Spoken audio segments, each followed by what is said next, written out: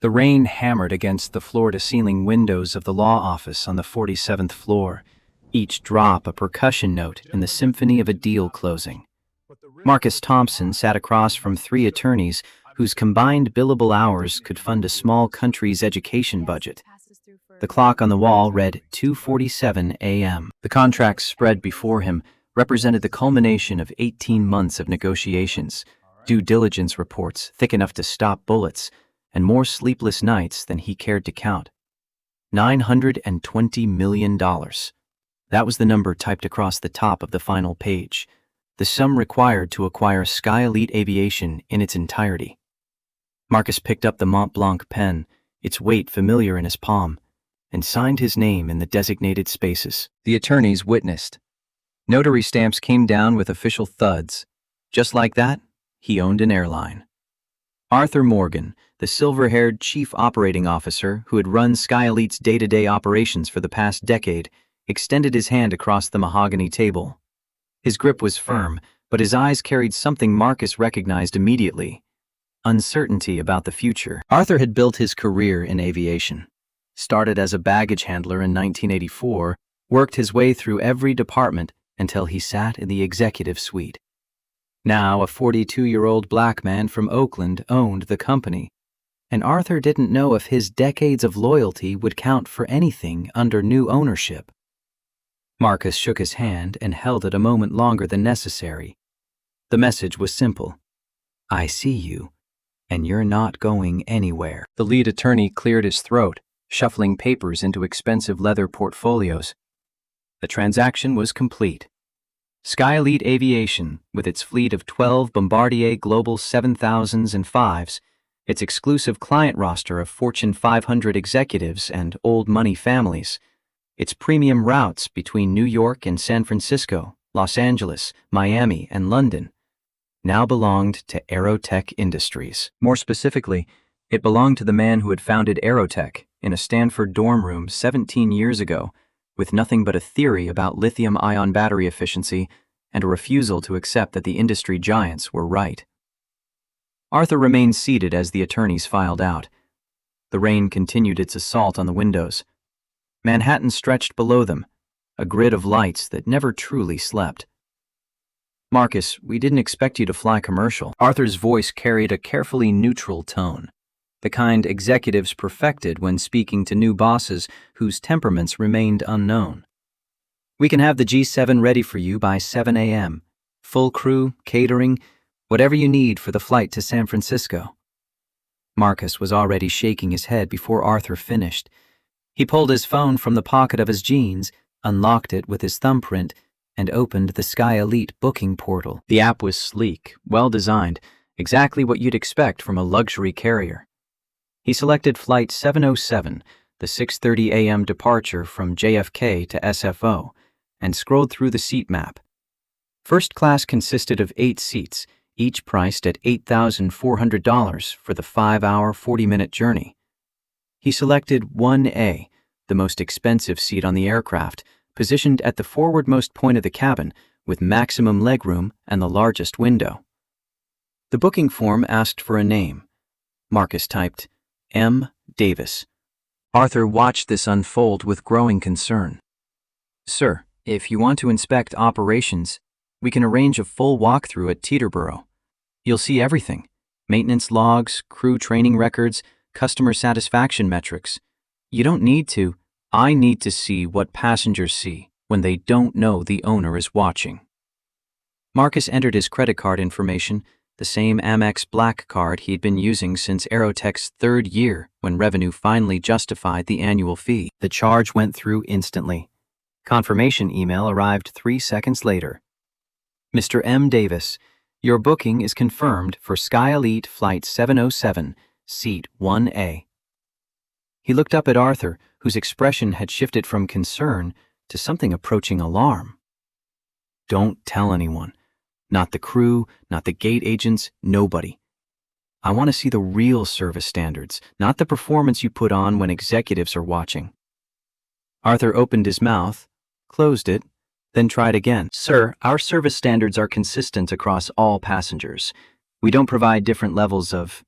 Marcus cut him off with a look. Arthur, I've read the complaints. I've seen the settlement payments. I know about the incidents that got swept under expensive rugs. And I know you know about them too. The older man's face went carefully blank, a mask Marcus had seen before on executives who suddenly realized the new boss had done his homework thoroughly. The due diligence process had uncovered things Sky Elite's previous ownership had tried very hard to bury. 47 formal complaints filed over 5 years, discrimination allegations, stories of passengers treated differently based on nothing more than skin color or perceived wealth. Each complaint had been quietly settled, NDAs signed, internal reviews conducted that somehow always concluded with minor policy adjustments and no terminations. Arthur, you're not fired. Marcus's voice softened slightly. But you are complicit. You saw problems and you managed them instead of fixing them. That ends today. When I land in San Francisco, you and I are going to have a very long conversation about culture change. The COO nodded slowly, the motion of a man who knew he'd been given a lifeline he didn't entirely deserve. Marcus gathered his things, laptop, phone, the leather messenger bag that had traveled with him since MIT. He checked the time. 3:15 a.m. He had roughly 3 hours before he needed to be at JFK. Enough time to shower at his Tribeca loft, change clothes, grab the carry-on bag he'd packed the night before. The $400 million Department of Defense contract signing was scheduled for 2 p.m. Pacific Time at the Presidio in San Francisco. Missing it wasn't an option. The contract would fund Aerotech's expansion into military-grade drone batteries for the next generation of autonomous surveillance aircraft. It represented 18 months of negotiations with Pentagon procurement officials, who moved at the speed of continental drift. He took the elevator down 47 floors, emerged into the lobby where a few exhausted lawyers still huddled over documents, and pushed through the revolving doors into the rain-soaked night. His driver waited at the curb in the black Tesla Model S, engine silent, wipers working overtime against the downpour. The drive to Tribeca took 11 minutes at this hour. Marcus spent them scrolling through his phone, reading the Sky Elite passenger reviews on various travel forums. 5 stars from a tech executive who praised the champagne selection. 1 star from someone complaining about being moved from their confirmed seat to accommodate a platinum member. 3 stars noting that the crew seemed dismissive when asked questions. 2 stars from a passenger who claimed to have been racially profiled during boarding. He saved screenshots of each review. The loft was dark when he entered, just the ambient glow of the city filtering through the tall windows. He didn't bother with lights.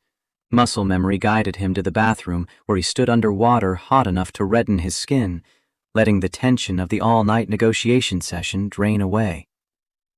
He thought about his father, dead now for 6 years, who had worked 32 years as a machinist in an Oakland factory and never once flew anywhere. His mother, a retired elementary school teacher who had taken her first plane ride at age 63 when Marcus flew her first class to his PhD graduation at MIT. She had been terrified, not of flying, but of being in first class, convinced someone would realize she didn't belong and ask her to move to the back of the plane. Marcus had assured her the seat was paid for, that she had every right to be there. But she'd spent the entire flight wound tight with anxiety, speaking in whispers, apologizing to the flight attendant for asking for water. That memory lived in him like a coal that never quite cooled. He dressed in the dark gray hoodie that cost $2,800 but looked like something from Target, black jeans, white Adidas sneakers that retailed for $350 but could pass for the $60 knockoff. The hoodie was Brunello Cucinelli, made from cashmere so fine it felt like wearing clouds. But unless someone checked the nearly invisible label at the collar, they'd assume discount rack. He liked it that way. Liked moving through the world without the armor of obvious wealth, seeing how people treated him when they made assumptions based on appearance alone. He grabbed his bag, checked its contents one final time. Laptop, chargers, the folder containing printouts of the DoD contract he'd review on the plane, noise-canceling headphones, a dog-eared copy of the autobiography of Malcolm X he'd been rereading for the third time. The book fell open to a passage he'd underlined years ago. I've often reflected upon the new vistas that reading opened to me. I knew right there in prison that reading had changed forever the course of my life. Marcus had never been to prison, but he knew about locked doors all the same. The kind that didn't have bars but were just as real. The kind that closed in your face when you walked into rooms where people decided you didn't belong before you opened your mouth. His phone showed 5:47 a.m. Time to go. JFK Airport was already awake when he arrived, that strange pre-dawn energy of a place that never truly shuts down. The terminal was a river of humanity. Business travelers in wrinkled suits, clutching coffee cups. Families with small children whose internal clocks hadn't adjusted to the early hour. College students with overstuffed backpacks heading home or away. Marcus joined the line for Sky Elite's first-class check-in counter. There were 3 people ahead of him, an elderly white man in a cashmere overcoat, a blonde woman in her 40s wearing yoga pants and carrying a Birkin bag that cost more than most people's cars, and a white man in his 30s whose Patagonia vest and wireframe glasses screamed venture capitalist. The check-in agent was a woman in her mid-50s, her Sky Elite uniform pressed to military precision, her smile bright and professional as she processed each passenger with practiced efficiency. The elderly man's transaction took 90 seconds. The blonde woman's took 2 minutes because she wanted to confirm her meal preferences for the 3rd time. The venture capitalist's took 45 seconds. Then it was Marcus's turn. He approached the counter, set his bag down, and pulled out his phone to display the confirmation email. The agent's smile flickered. Not off, exactly, but it dimmed like someone had lowered the wattage. Her eyes moved from his face to his hoodie to his sneakers and back to his face. The assessment took perhaps 2 seconds, but Marcus had experienced it enough times in his life to recognize it instantly. The recalibration that happens when someone's expectations don't match what they're seeing. Checking in for Flight 707 to San Francisco. He kept his voice level, polite, the same tone he'd used with the lawyers a few hours earlier. The agent took his phone, glanced at the screen, then looked up at him with an expression that tried for professional concern, but landed closer to suspicion. "Mr. Davis, I'll need to see some identification, please." Marcus pulled out his wallet, extracted his driver's license, and placed it on the counter. California license, issued 3 months ago when he'd finally gotten around to updating his address after moving from Palo Alto to San Francisco proper. The photo showed him clean-shaven, wearing a suit, looking nothing like the man standing before her now. The agent studied the license with more attention than the small piece of plastic deserved. She typed something into her computer, frowned slightly, typed something else. "And I'll need to see the credit card you used for the booking." Marcus had not been asked for his credit card by the 3 passengers ahead of him. He knew this because he'd been standing close enough to observe their transactions in detail. He said nothing, just placed his Amex Black card on the counter next to his license. The agent picked it up, examined it front and back as if checking for signs of forgery, then ran it through a card reader even though the charge had already been processed hours ago. Her computer beeped. She frowned again. "Just one moment, Mr. Davis." She picked up a phone, turned slightly away, and had a conversation in a voice too low for Marcus to hear clearly. He caught fragments. "First-class booking," and "wanna verify?" and "just seems unusual." Behind him, the line was growing. A man in a charcoal suit checked his watch with visible impatience.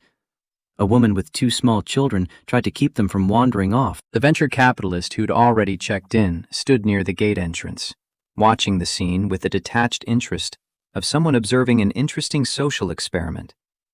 The agent hung up and turned back to Marcus with a smile that had gone from dimmed to completely artificial. "I apologize for the wait, Mr. Davis. We're just conducting some routine verification on your account." Routine verification that hadn't been routine for anyone else in line. "Is there a problem with my reservation?" "No problem at all, sir.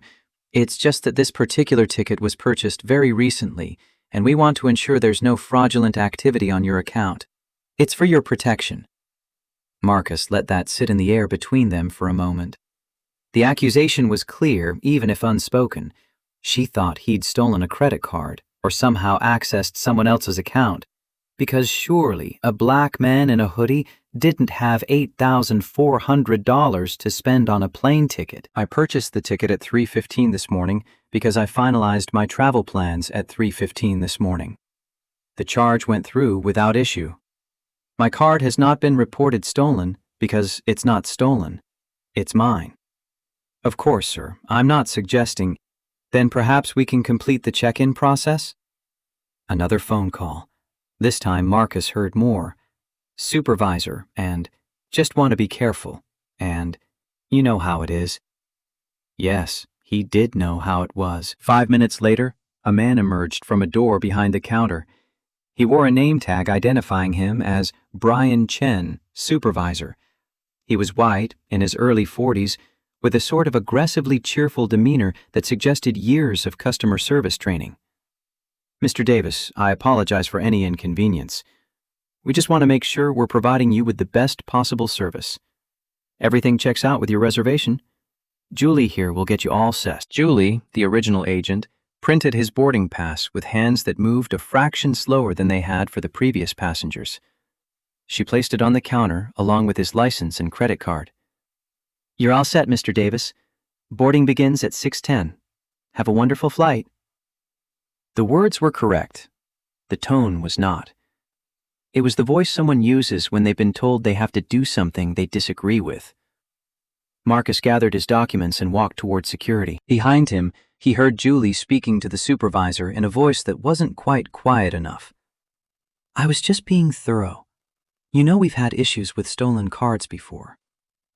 The TSA checkpoint was a choreographed dance of removing shoes, extracting laptops, placing bags on conveyor belts.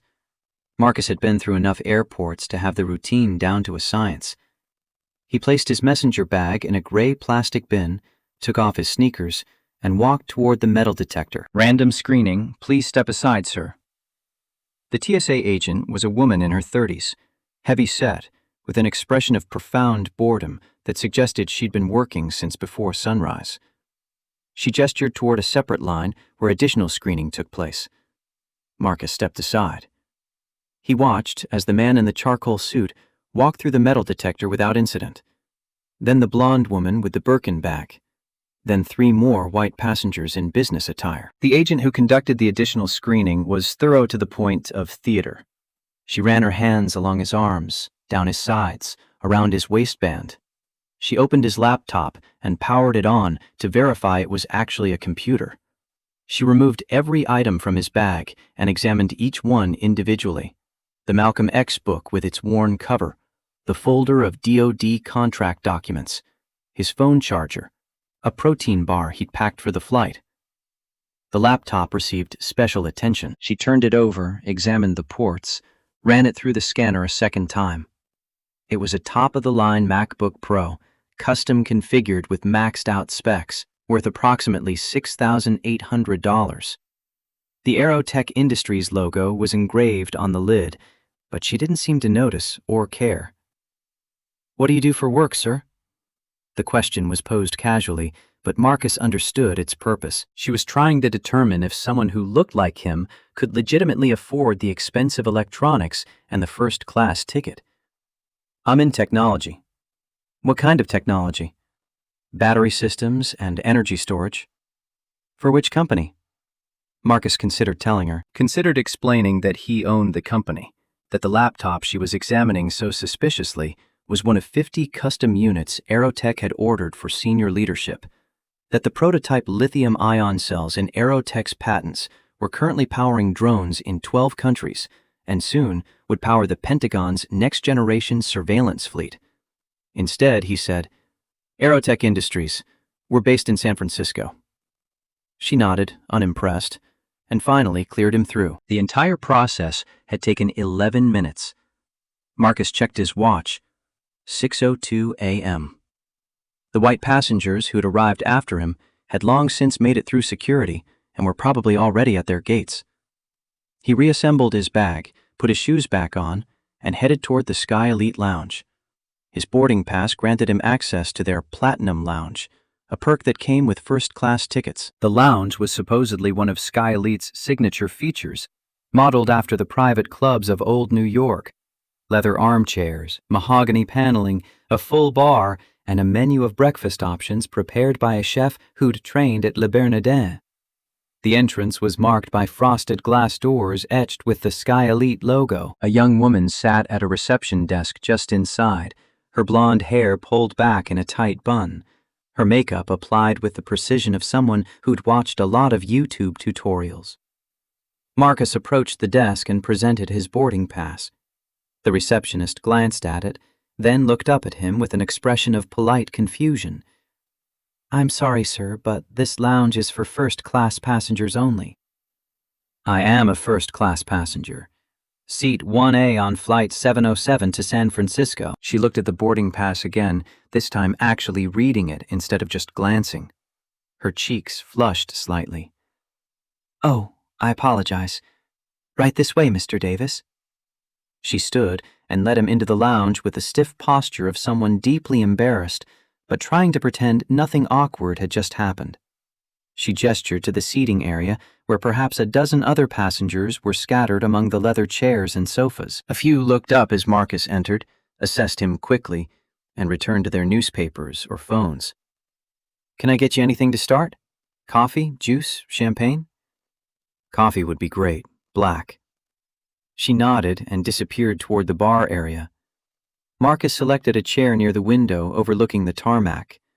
The sun was beginning to rise, painting the eastern sky in shades of orange and pink. On the runway, planes taxied in precise choreography, their wings catching the early light. He pulled out his phone and opened his email. 43 new messages since 3 a.m. Most were automated notifications about the Sky Elite acquisition finalizing. A few were from his executive team at Aerotech, congratulating him on the purchase. One was from his mother. "I saw the news. Your father would be so proud. Be safe. Love you." He typed a quick reply. "Love you too. We'll call when I land." The coffee arrived in a pristine white cup on a matching saucer. The receptionist set it down with exaggerated care, as if afraid any sudden movement might trigger another embarrassing mistake. "Is there anything else I can get for you, Mr. Davis?" "No, thank you." She retreated. Marcus sipped the coffee. It was excellent, the kind of carefully sourced Ethiopian blend that cost $40 per pound. He could taste notes of blueberry and dark chocolate, exactly the flavor profile the roaster had promised. Around him, the lounge gradually filled with more first-class passengers. Two men in their 60s, both white, both wearing suits that probably cost what Marcus paid for his entire hoodie and jeans outfit. A woman in her 40s with perfect highlights and a Hermes scarf. A younger couple who looked like honeymooners, holding hands and whispering to each other. Marcus overheard fragments of conversation. The two older men were discussing a merger, throwing around numbers in the hundreds of millions, with the casual tone of people for whom such figures were routine. The woman with the Hermes scarf was on her phone. "Tell them if they want the Southampton house for August, they need to commit by Friday, or I'm opening it up to other renters." And then from a trio of men seated near the bar, a comment that carried just far enough. Did they lower the standards for this lounge or something? Laughter, quickly suppressed. Marcus didn't look up. He'd learned long ago that reacting to such comments only gave them power. He continued scrolling through his email, his expression neutral, his coffee cooling in his hand. "I mean, I'm all for diversity, but this is supposed to be an exclusive space." More laughter, less suppressed this time. One of them glanced in Marcus's direction, not quite making eye contact, but clearly indicating who they were discussing. Probably an athlete, or maybe a rapper. They always try to buy their way into places they don't understand. The words landed like stones in still water, creating ripples that spread across the lounge. A few people shifted uncomfortably. The honeymooners stopped whispering. The woman with the Hermes scarf looked over, frowned, and returned to her phone call. Marcus set down his coffee cup with deliberate care. He could feel his heart rate elevating, that familiar heat rising in his chest that accompanied moments like this. He had options. He could confront them, explain exactly who he was, and watch their faces drain of color. He could ignore them completely, deny them even the satisfaction of a reaction. He could leave the lounge and wait at the gate. Instead, he did something else. He pulled out his phone, opened the voice memo app, and pressed record. He placed the phone face down on the armrest of his chair, the microphone pointed toward the bar area. Then he went back to his email, his posture relaxed, his expression unchanged. The trio at the bar continued their conversation, emboldened by what they interpreted as his lack of response. My kid wanted to apply to Stanford, but I told him don't bother. These days, they're only taking, diversity admits. Actual qualified students don't stand a chance. That's why I send my kids private. You want them to actually learn something, you can't rely on public schools anymore. Too much focus on making sure nobody's feelings get hurt. Exactly. Merit doesn't matter anymore. It's all about checking boxes. 23 seconds of recorded audio. Marcus stopped the recording, uploaded it to his secure cloud storage, and made a mental note of the timestamp. Evidence, should he ever need it, of the atmosphere that pervaded Sky Elite's premium spaces. The announcement for Flight 707 came at 6:08 a.m. We now welcome our first-class passengers for boarding at Gate 47. Marcus gathered his belongings and walked out of the lounge. Behind him, the trio at the bar was still talking, their voices fading as he moved down the concourse. He didn't look back. Gate 47 was crowded with economy passengers hoping for an upgrade, families trying to keep small children entertained, business travelers typing frantically on laptops balanced on their knees. The first-class boarding lane was nearly empty, just Marcus and the two older men from the lounge, still deep in discussion about their merger. The gate agent was a young black woman, mid-20s, with neat braids and a name tag reading Shanice. She took his boarding pass, scanned it, and looked up with a smile that seemed genuinely warm. Welcome aboard, Mr. Davis. You're in 1A today. Enjoy your flight. Thank you. It was such a small thing, that moment of normal courtesy. But after the previous hour, it felt like cool water on burned skin. Marcus walked down the jetway and into the aircraft. The Bombardier Global 7500 was a masterpiece of aviation engineering. Composite airframe, Rolls-Royce engines capable of cruising at Mach 0, 925. Range sufficient to fly from New York to Hong Kong without refueling. The first-class cabin was configured with 8 seats in a 1-to-1 layout, each seat essentially a private suite with a door that could close for complete privacy. The leather was the color of cream, the wood accents were genuine walnut, and the ambient lighting was set to a soft blue that suggested twilight. Seat 1A was everything the price promised. Marcus settled into it, stowed his bag in the overhead compartment, and accepted a glass of champagne from the flight attendant who materialized with practiced grace. She was a black woman, late 20s, slender, with her hair pulled back in a bun and an expression that somehow managed to be both professional and weary. Her name tag read, Jessica Williams. Good morning, Mr. Davis. Can I get you anything else to start? We have fresh orange juice, sparkling water, or if you'd prefer, I can prepare an espresso. Sparkling water with lime would be perfect. Thank you, Jessica. Something in her posture relaxed slightly when he used her name, a small acknowledgement that he saw her as a person, not just a service provider. Of course, and if you need anything during the flight, please don't hesitate to ask. You look tired. Long night? 72-hour work week. Just need some quiet and maybe a few hours of sleep. I'll make sure you get both. Dimming the cabin lights now. She disappeared toward the galley. Marcus reclined his seat slightly and looked out the window. The tarmac was a ballet of baggage carts, fuel trucks, and ground crew members in reflective vests. Beyond the airport perimeter, Queens stretched toward the horizon, a tapestry of neighborhoods where people were waking up to begin their days. He thought about his mother again, about that first flight she'd taken, about how she'd gripped the armrest during takeoff with enough force to make her knuckles white. He'd asked her later why she'd been so scared, and she'd looked at him with an expression he'd never quite been able to categorize, somewhere between sadness and resignation. Because places like this weren't made for people like us, baby. And when you're somewhere you're not supposed to be, you just wait for someone to notice and send you back where you belong. He'd been furious at that answer, furious that she'd internalized that message so deeply. He'd promised her then that he would build something, create something, become someone who could walk into any space and belong by right of achievement and merit. And here he was, 15 years later, sitting in seat 1A of an aircraft he owned, dressed like someone who'd slept in a bus station, documenting the ways his own company treated people who looked like him when they didn't know who he was watching. The champagne was excellent. Dom Perignon, 2012 vintage, served at exactly the right temperature in a crystal flute.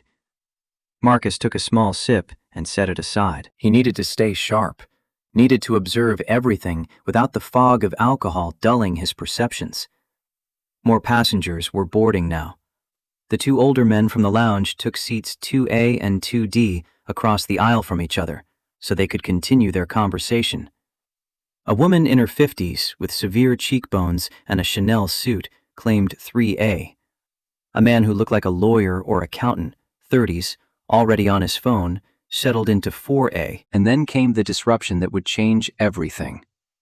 Two men entered the cabin, one in his late 50s wearing a pilot's uniform with captain stripes on the epaulets, the other in his late 40s wearing a custom suit that screamed wealth and entitlement. They were laughing, that easy camaraderie of people who'd known each other for years. The pilot was tall, silver-haired, with a kind of weathered handsomeness that suggested he'd spent his life outdoors or at high altitude. His uniform was pressed to perfection, his shoes polished to a mirror shine. The man in the suit was shorter, stockier, already red-faced despite the early hour, carrying the energy of someone who'd started drinking before most people had their morning coffee. Marcus watched them approach, a prickle of unease starting at the base of his spine. The pilot stopped at the entrance to the first-class cabin and surveyed the passengers with the proprietary air of someone who considered this his domain. His eyes swept past the elderly men, past the woman in Chanel, past the lawyer, and landed on Marcus. The expression that crossed his face was minute but unmistakable. Surprise mixed with disapproval, quickly masked by professional neutrality. The man in the suit clapped the pilot on the shoulder, laughing at some unheard joke. He was Gregory Blackwell, Marcus knew, though they'd never met, one of Sky Elite's platinum members, a hedge fund manager whose firm, Blackwell Capital, managed approximately $2.8 billion in assets. Marcus knew this because Aerotech Industries had $340 million invested with Blackwell Capital, part of a diversified portfolio strategy his CFO had implemented 3 years ago. The pilot, Captain Richard Hayes, according to the name tag on his uniform, walked toward the cockpit, but not before stopping next to Jessica Williams, who had just emerged from the galley with Marcus's sparkling water. Jessica. His voice was low but carried authority, the tone of someone accustomed to being obeyed without question. Captain, who authorized the passenger in 1A? Jessica's face went carefully neutral, a mask Marcus recognized from his own repertoire of professional expressions. Mr. Davis is a confirmed first-class passenger, Captain. Seat 1A was his selection at time of booking. Captain Hayes glanced at Marcus again, then back to Jessica. When did he book? This morning, 3:15 a.m. The reservation has been fully paid. The captain's jaw tightened almost imperceptibly. He opened his mouth as if to say something, reconsidered, and nodded curtly before continuing toward the cockpit. Jessica brought Marcus his water. Her hands, he noticed, were trembling slightly. Thank you, Jessica. She managed a small smile that didn't reach her eyes, then retreated to the galley. Marcus took a slow breath. The unease had crystallized into something more specific now. Recognition. He'd seen that look before, that particular assessment followed by disapproval. He knew exactly what Captain Hayes had been thinking when he saw a black man in a hoodie occupying the most expensive seat on his aircraft. The question was, what Hayes would do about it. Gregory Blackwell had taken a seat near the back of the first-class cabin in 7A and was already on his phone conducting what sounded like a business call at a volume designed to ensure everyone knew he was important. Sell the futures. I don't care what the analyst report says. Sell them by close of market today or you're fired. Marcus closed his eyes and activated the noise-canceling feature on his headphones. The world went mercifully quiet. He pulled out his laptop, opened the folder containing the Department of Defense contract, and began to review the final terms. The document was 247 pages of legal language, technical specifications, delivery schedules, and penalty clauses for non-performance. He'd read it 11 times already, but wanted to be absolutely certain he understood every clause before signing. 10 minutes later, the cockpit door opened again. Captain Hayes emerged, walked directly to seat 1A, and stopped. Marcus looked up, removing one side of his headphones. "Sir, I'm afraid there's been a mistake with your booking." His tone was polite but firm, the voice of authority that brooked no argument. "A mistake? I have my boarding pass right here." Marcus pulled up the digital boarding pass on his phone and held it out. Hayes didn't look at it. "Not that kind of mistake. This seat, seat 1A, is technically reserved for our platinum status members. It's an operational requirement for weight and balance on this specific flight path." Marcus felt something cold settle in his stomach. He'd designed battery systems for aircraft. He understood the physics of flight better than most pilots. He knew with absolute certainty that the Bombardier Global 7500's center of gravity calculations did not require specific passenger placement unless you were dealing with cargo imbalances or unusual fuel loads. Weight and balance. He let the words hang in the air, giving Hayes a chance to recognize the absurdity of the claim. That's correct. The Global 7500 has very specific requirements for passenger distribution. Marcus set down his laptop with exaggerated care. "Captain, the Global 7500 has a maximum takeoff weight of 114,850 pounds. The difference in center of gravity between a 160-pound passenger in seat 1A versus seat 4D would be approximately 0.2% of the total aircraft weight, well within the certified CG envelope. The aircraft's flight management system would compensate automatically with trim adjustments that would be imperceptible to passengers." Hayes's face went rigid. The fact that Marcus knew the aircraft specifications clearly hadn't been part of his expected script. "Sir, I appreciate your interest in aviation, but I'm the captain of this aircraft. I have 30 years of experience, and I'm telling you that for safety reasons, you need to move to seat 4D. Marcus held his gaze. "I paid $8,400 for this specific seat, Captain Hayes. I selected it during booking. I was confirmed in this seat.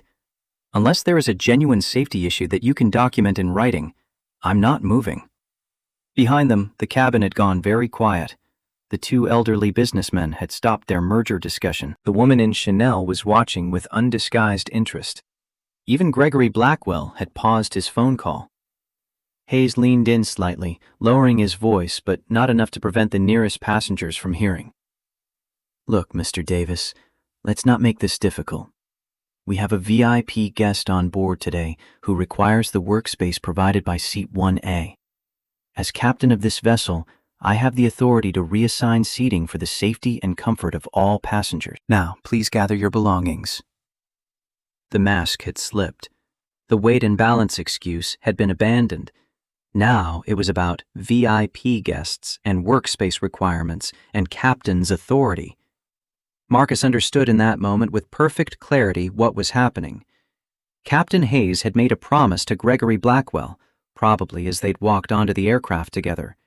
Probably something like, "Don't worry, Greg, I'll get you 1A." And now Hayes was confronting the inconvenient reality that 1A was occupied by someone he'd assumed would be easy to move, someone who, based solely on appearance, Hayes had judged wouldn't push back.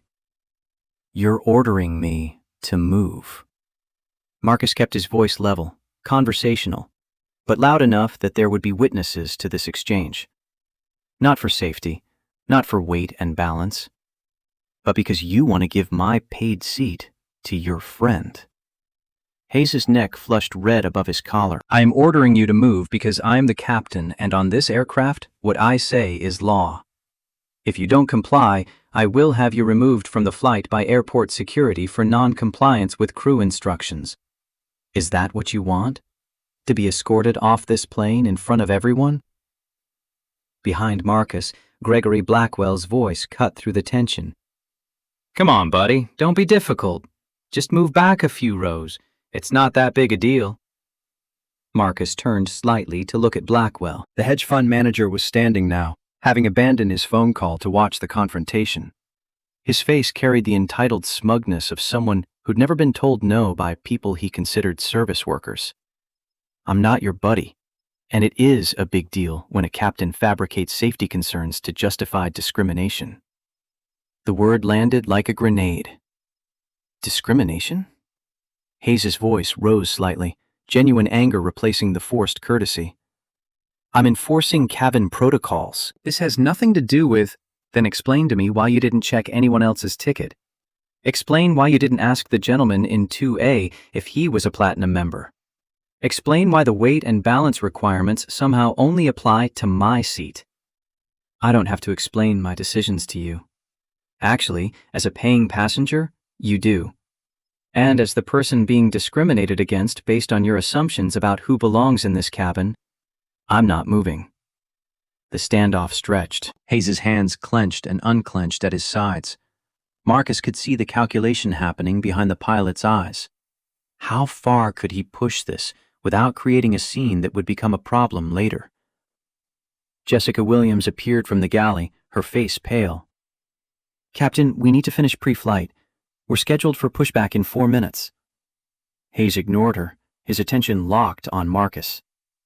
"Final warning, Mr. Davis. Move to seat 4D, or I will call security." Marcus reached into his messenger bag and pulled out his phone. He unlocked it, opened his contacts, and scrolled to a name. Arthur Morgan, COO, Sky Elite Aviation. His thumb hovered over the call button. One call, and this would end immediately. Arthur would confirm Marcus's identity, and Hayes would realize the magnitude of his mistake. The humiliation would be instant and complete. But Marcus didn't press call. Not yet.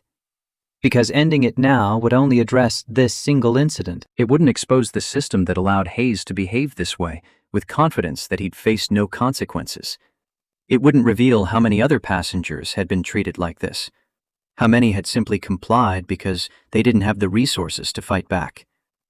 If Marcus revealed himself now, Hayes would learn that he'd misjudged this particular passenger's power.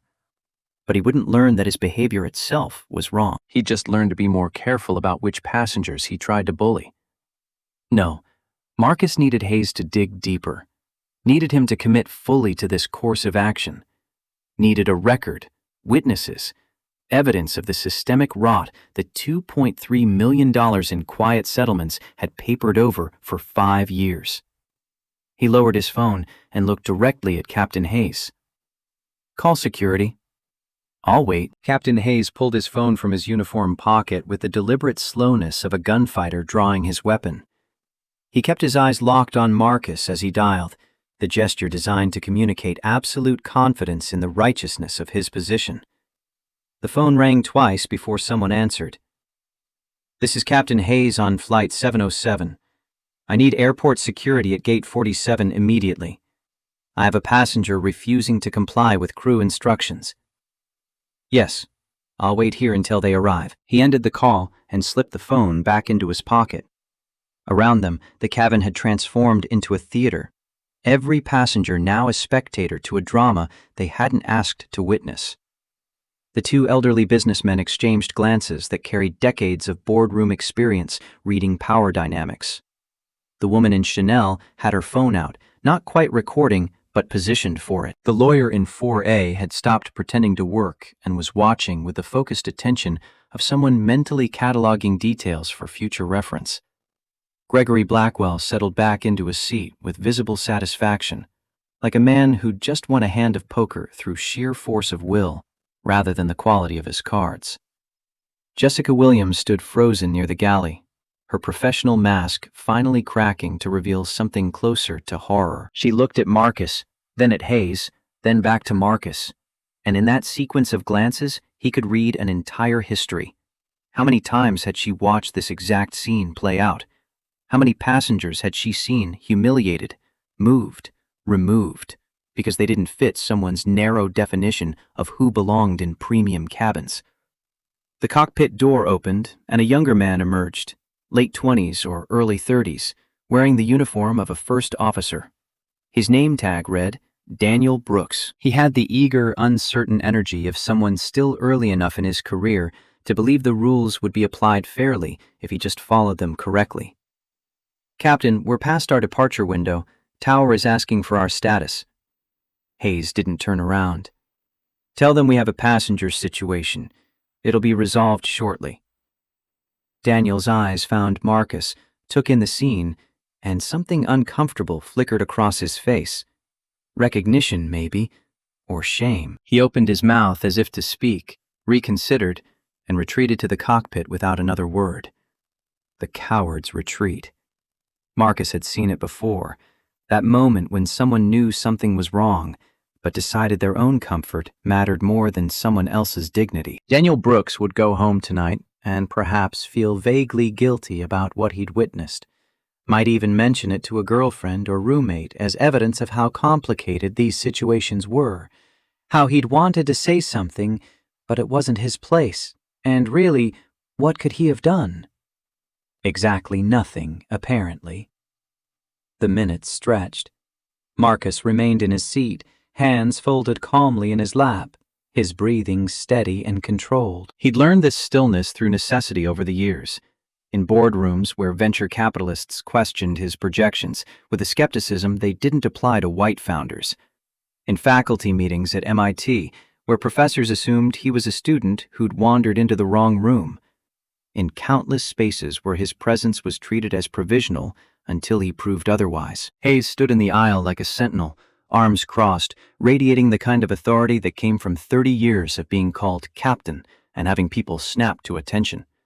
He seemed genuinely confident that security would arrive, remove Marcus, and validate his decision in front of all these witnesses. That confidence, Marcus suspected, was born from precedent. Hayes had probably done this before and faced no consequences. That was about to change. The other first-class passengers were starting to shift in their seats, the initial drama giving way to impatience. The elderly businessman in 2A checked his Rolex and muttered something to his companion about missing their connection in San Francisco. The woman in Chanel sighed with the particular exasperation of someone accustomed to getting what she wanted when she wanted it. "Excuse me, Captain, but how long is this going to take? Some of us have actual business to conduct." Her voice carried the crystalline edge of old money, the accent that came from prep schools and summer homes in the Hamptons. Hayes turned to her with a smile that managed to be apologetic and reassuring simultaneously. "Just a few more minutes, ma'am. I apologize for the inconvenience. We'll have you in the air shortly." The disparity in tone was remarkable. To her, Hayes was courtesy itself. To Marcus, he'd been barely controlled hostility, masked by procedural language. The difference was instructive. Two TSA officers appeared at the cabin entrance, a man in his mid-40s with a gut that strained against his uniform shirt, and a younger man, early 30s, with the rigid posture of someone who lifted weights religiously and wanted everyone to know it.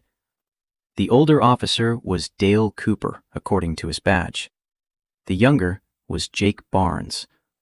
They surveyed the cabin with a practiced assessment of people who'd responded to these calls 1,000 times. Their eyes moved past the elderly businessman, past the woman in Chanel, past the lawyer, and landed on Marcus. Of course they did.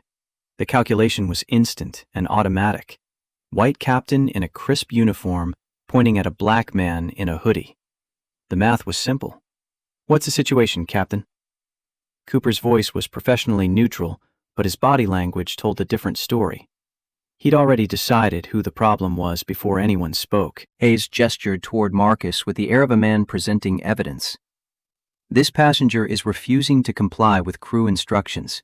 I've asked him multiple times to move to a different seat for safety reasons. He's been argumentative and disruptive." Marcus felt a spike of anger at the word disruptive. He'd been sitting quietly in his paid seat, bothering no one, until Hayes had created this confrontation.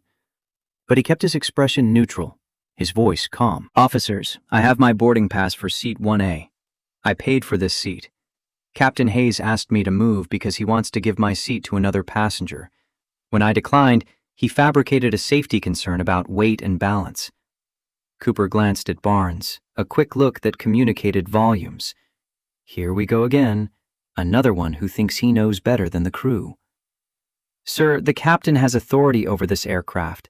If he's asking you to move for safety reasons, you need to comply." "The safety claim is false. The Bombardier Global 7500 doesn't require specific passenger placement for center of gravity, unless you're dealing with unusual cargo loads." Captain Hayes admitted this is actually about accommodating a VIP passenger, not safety.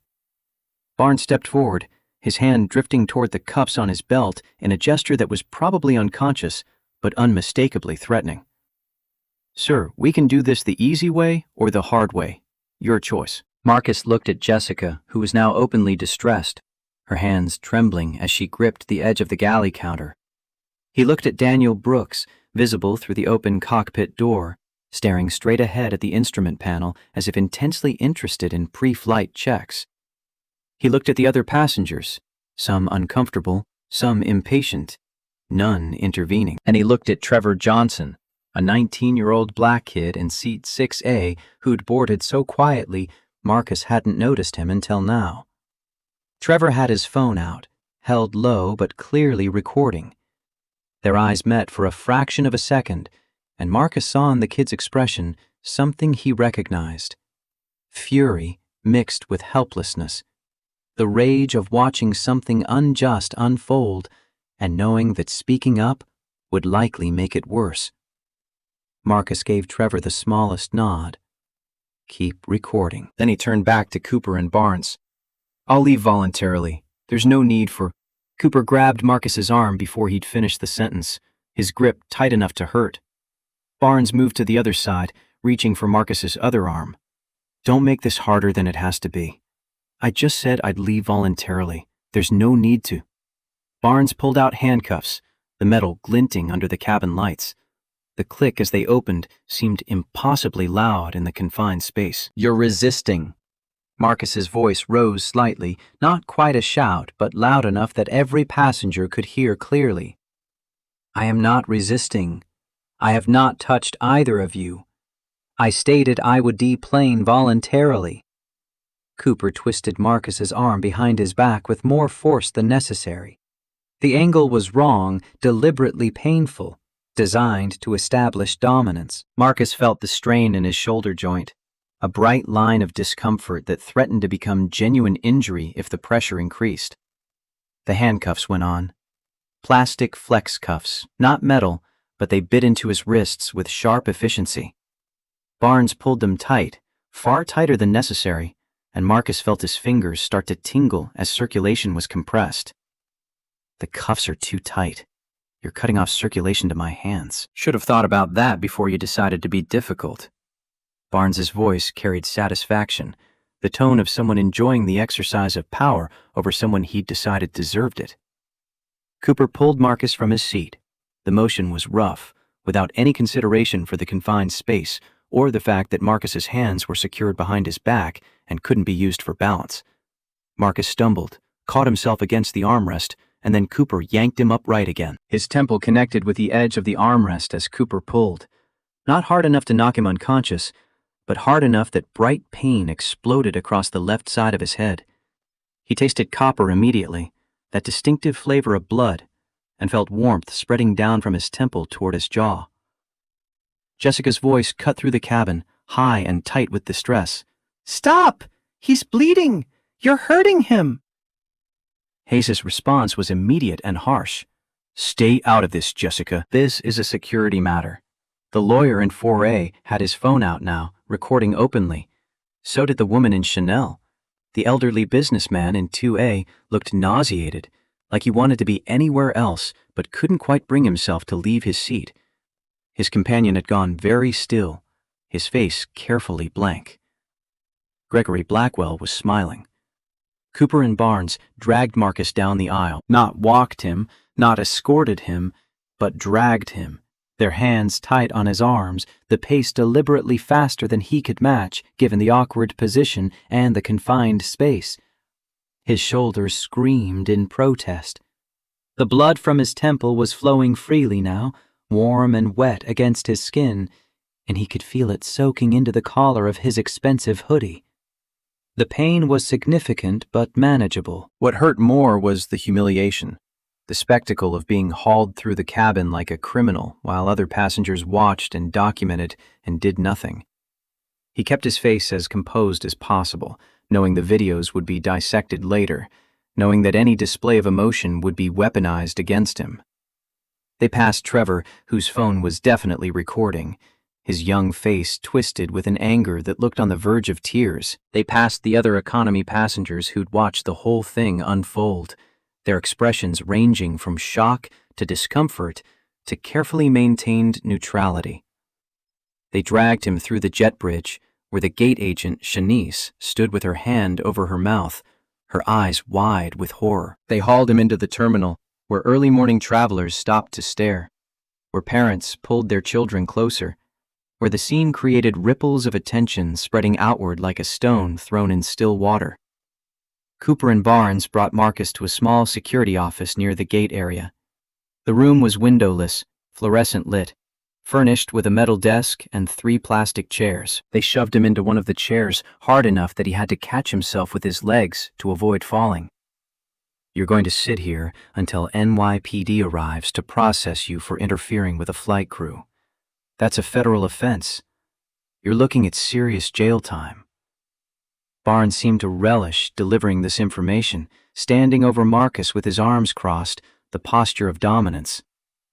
"I did not interfere with the flight crew. I was removed from my paid seat for refusing to comply with a discriminatory order." Cooper snorted, a sound of pure derision. "Yeah, everyone who gets arrested claims discrimination. It's always someone else's fault, never their own." Marcus looked up at him, blood still seeping from his temple, and felt something cold and hard settle in his chest. Not rage exactly. Rage was hot and reactive. This was colder, more patient. This was the clarity that came from absolute certainty about what needed to happen next. "Officer Cooper, I'm going to remember your name. I suggest you remember mine. Dr. Marcus Thompson. Thompson, Davis, whatever. You can tell it to the judge." Barnes checked his watch with exaggerated impatience. "We've got 3 other calls waiting. NYPD is backed up this morning. You're going to be sitting here for a while." "Maybe you should have thought about that before you decided to play lawyer with the captain." They left, closing the door behind them. The lock clicked with mechanical finality. Marcus sat in the plastic chair, his hands secured behind his back, his temple throbbing with each heartbeat, and took inventory. The flex cuffs had cut deep enough into his wrists that he could feel blood seeping around the plastic. His left shoulder was going to need ice, possibly physical therapy if the strain was bad enough. The cut on his temple was still bleeding, warm liquid tracking down his face and dripping onto his hoodie, each drop a small, dark stain spreading through the expensive fabric. He tested the cuffs experimentally. They were tight, professionally applied, not something he could slip out of without tools or causing himself serious injury. His fingers were starting to go numb, the tingling sensation spreading up toward his palms. The room had a clock on the wall, one of those industrial models with a red second hand that swept around the face with metronomic precision. 6:37 a.m. His flight had been scheduled to depart at 6:30, By now, they'd probably pushed back from the gate, were perhaps already taxiing toward the runway. Captain Hayes was probably feeling quite satisfied with himself, having removed the problem passenger and cleared the way for Gregory Blackwell to take the seat he wanted. Marcus looked around the room with the careful attention of someone cataloging details for future reference. Standard office setup, nothing remarkable, but mounted in the upper corner near the ceiling was a small black dome that indicated a security camera. The red LED beneath it showed it was active, recording. Good. He turned his face toward the camera, making sure the blood on his temple was clearly visible. Then he spoke directly to it, his voice calm and measured despite the circumstances. My name is Dr. Marcus Thompson. I am the founder and CEO of Aerotech Industries. I am also, as of 3 a.m. this morning, the sole owner of Sky Elite Aviation, the airline from which I was just forcibly removed. I was pulled from my paid first-class seat by Captain Richard Hayes because he wanted to give that seat to a personal friend, Gregory Blackwell. When I refused to move, Hayes fabricated a safety concern. When that didn't work, he called airport security. Officers Cooper and Barnes applied restraints with excessive force, causing the injury you can see on my temple. I did not resist. I offered to deplane voluntarily. I am documenting this for the record. The camera stared back at him, its LED blinking steadily, recording every word into whatever digital storage system airport security maintained. Marcus carefully twisted his body to extract his phone from his jeans pocket, a maneuver made difficult by the handcuffs and his injured shoulder. It took 3 attempts, his fingers barely responsive from the compressed circulation, but he finally managed to work the phone free. Unlocking it was another challenge. The facial recognition didn't work from this angle, and with blood on his face. He had to twist the phone around, input his passcode with numb fingers that barely registered the screen's feedback. 2 failed attempts before he got it right. The phone unlocked. 6:39 a.m. 42 unread emails, most of them automated notifications. 3 text messages, including one from his mother. Safe travels, baby. He opened his contacts and scrolled to Arthur Morgan. The phone rang 4 times before Arthur answered, his voice thick with sleep. Dr. Thompson, is everything all right? Marcus kept his voice level, professional, despite the blood still dripping from his temple onto his shoulder. Arthur, I need you to listen carefully. I'm at JFK in an airport security holding room. I was forcibly removed from Flight 707 by TSA officers acting on Captain Hayes' orders. I'm currently in handcuffs and bleeding from a head injury. I need you to immediately contact the FAA and ground that flight. I don't care if it's already in the air. Get it turned around and back to the gate. There was a long pause on the other end, the kind of silence that happens when someone's brain is trying to process information that doesn't make sense. Sir, I don't understand. You were removed from your own... Hayes doesn't know who I am. I booked under M. Davis. He saw a black man in a hoodie and decided I didn't belong in first class. When I refused to move, he had me arrested. The plane cannot be allowed to take off.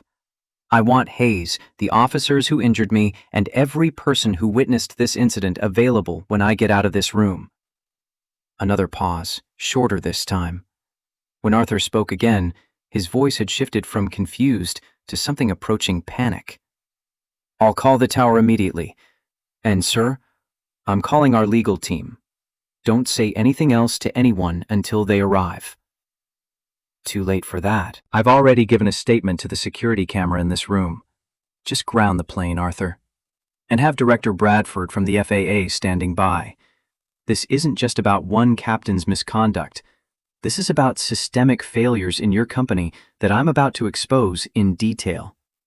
He ended the call and immediately opened his email. His fingers were almost completely numb now, the flex cuffs having done their work thoroughly, but he managed to navigate to his contacts and pull up the email addresses for his executive team at Aerotech. The email he composed was brief. Update: Sky Elite acquisition complications. Currently detained at JFK after being forcibly removed from flight. Minor injuries. Situation being resolved. DoD contract signing may need to be rescheduled. Will advise shortly. He hit send and watched the little progress bar confirm delivery. Then he opened his text messages and sent one to his mother. Small delay with flight. Everything fine. We'll call later. Love you. The lie was necessary. His mother had enough stress in her life without knowing her son was sitting in a security office with his hands cuffed behind his back and blood on his face. He'd tell her the truth eventually, but not until it was resolved and he could frame it in a way that wouldn't send her blood pressure through the ceiling. The door opened. Marcus looked up expecting NYPD, but instead saw a man in a TSA supervisor uniform, 50s, white, with the weary expression of someone who'd been woken up early to deal with a problem he hadn't created. Mr. Thompson? The use of his actual name was interesting. Either they'd run his ID through the system and gotten a hit, or Arthur had already started making calls that were having effects. Dr. Thompson. The supervisor winced slightly at the correction. Dr. Thompson, I'm Bill Henderson, TSA supervisor for this terminal. I've just received a call from our regional director. There seems to be some confusion about this incident. Marcus shifted in his chair, sending fresh pain shooting through his shoulder. No confusion on my end. I was removed from my paid seat by a captain who fabricated safety concerns to justify his discrimination. When I refused to comply with an unlawful order, I was assaulted by your officers. The blood on my face and the restraints cutting off circulation to my hands are not confused about anything. Henderson looked genuinely uncomfortable now, his eyes dropping to the blood-stained hoodie. Sir, I'm going to remove those restraints and get you medical attention. And I need to inform you that Flight 707 has been ordered to return to the gate by the FAA. Marcus felt a grim satisfaction at that news, but kept his expression neutral. I also need to tell you that there are currently 6 black SUVs in the secure area behind the gate, and a gentleman named Arthur Morgan is requesting immediate access to this facility, along with what appears to be most of Sky Elite's board of directors. Now, Marcus allowed himself the smallest smile, though it pulled at the cut on his temple and sent fresh blood seeping down his jaw. You should let them in. Henderson pulled a multi-tool from his belt and carefully cut the flex cuffs. The relief was immediate and agonizing simultaneously, blood rushing back into Marcus's hands with a pins and needles sensation that made him grit his teeth. He brought his hands around slowly, his shoulder protesting the movement, and looked at his wrists. Deep red welts circled them, some areas where the plastic had cut through skin entirely, little crescents of broken flesh that would definitely scar. Henderson was staring at the injuries with an expression approaching horror. Dr. Thompson, I apologize. This should not have happened. Cooper and Barnes will be placed on administrative leave pending a full investigation. Not good enough. They assaulted me. I want criminal charges filed, not administrative leave. I understand, and that's absolutely your right. I'm just informing you of our immediate internal response. Who else was on that flight recording what happened? Henderson pulled out a tablet and scrolled through what looked like a passenger manifest. We've identified at least 4 passengers who were recording video. We've requested voluntary copies for our investigation. I want copies of all security footage as well. From the check-in counter, the TSA checkpoint, the lounge, the gate area, and this room. Every camera that captured any part of my experience today. I'll make sure legal coordinates with your attorneys. Good. Now, I need you to understand something clearly. This isn't just about what happened to me this morning. I own Sky Elite Aviation as of 3 a.m. today. What your officers did was assault the chairman of the board. What Captain Hayes did was discriminate against his own employer. And what I'm about to do is tear apart every policy, every procedure, every internal culture that made them confident they could treat a passenger this way without consequences. Henderson's face had gone from uncomfortable to pale. Sir, I truly apologize. If there's anything I can do, yes, get me a medical kit, some water, and then get out of my way. The TSA supervisor left quickly, returning 3 minutes later with a first aid kit and 2 bottles of water. A young EMT followed him, a woman in her 20s, who took one look at Marcus's temple and immediately opened her kit. "Sir, that needs stitches. I can't do that here. You need to go to the ER. "How many stitches?" She examined the wound carefully, her touch professional and gentle. "Probably 3, maybe 4. It's not deep enough to be dangerous, but it's definitely going to scar without proper closure. Butterfly bandages will have to do for now. I have a contract to sign in San Francisco in 7 hours. The ER can wait." She looked like she wanted to argue, but something in his expression convinced her not to. She cleaned the wound with antiseptic that stung fiercely, applied butterfly closure strips, and covered the whole thing with a large bandage. "You're going to have a significant bruise. The swelling will get worse over the next few hours. Ice would help." "I'll manage." She packed up her kit and left, casting one more concerned glance at him before closing the door. Marcus stood slowly, testing his balance and his shoulders' range of motion. Everything hurt, but nothing seemed seriously damaged. He pulled out his phone and took a selfie, making sure the bandage on his temple was clearly visible, the bloodstains on his hoodie prominent. Then he took photos of his wrists, the welts and cuts documented in high resolution. Evidence. All of it carefully preserved. The door opened again, and Arthur Morgan rushed in, followed by 5 people Marcus recognized from the due diligence documents. The Sky Elite Board of Directors who'd negotiated the sale. Behind them, moving with the careful authority of federal oversight, came Director James Bradford of the FAA, a man in his late 50s whose expression suggested he'd seen enough aviation incidents to be perpetually disappointed in humanity. Arthur stopped short when he saw Marcus's face, the bandage, the blood-stained clothing. Jesus Christ. His voice was barely a whisper. Marcus walked past him toward the door. "Get me to flight 707. Now." The procession moved through the terminal like a funeral cortege. Marcus at the front, Arthur and the board members flanking him, Director Bradford bringing up the rear, and behind them, Henderson and what looked like half the airport's senior security staff. Travelers stopped to stare. Some recognized the blood, the bandage, the odd formality of the group. A few started taking pictures or video. Marcus didn't care. Let them document it. Let it go viral. The more witnesses, the better. Gate 47 came into view. The jet bridge door was open, and through it, Marcus could see into the aircraft cabin. The plane was back at the gate, engines silent, passengers still on board. Through the windows he could see movement, people standing, gathering belongings, the confused energy of a flight that had started to leave and then mysteriously returned.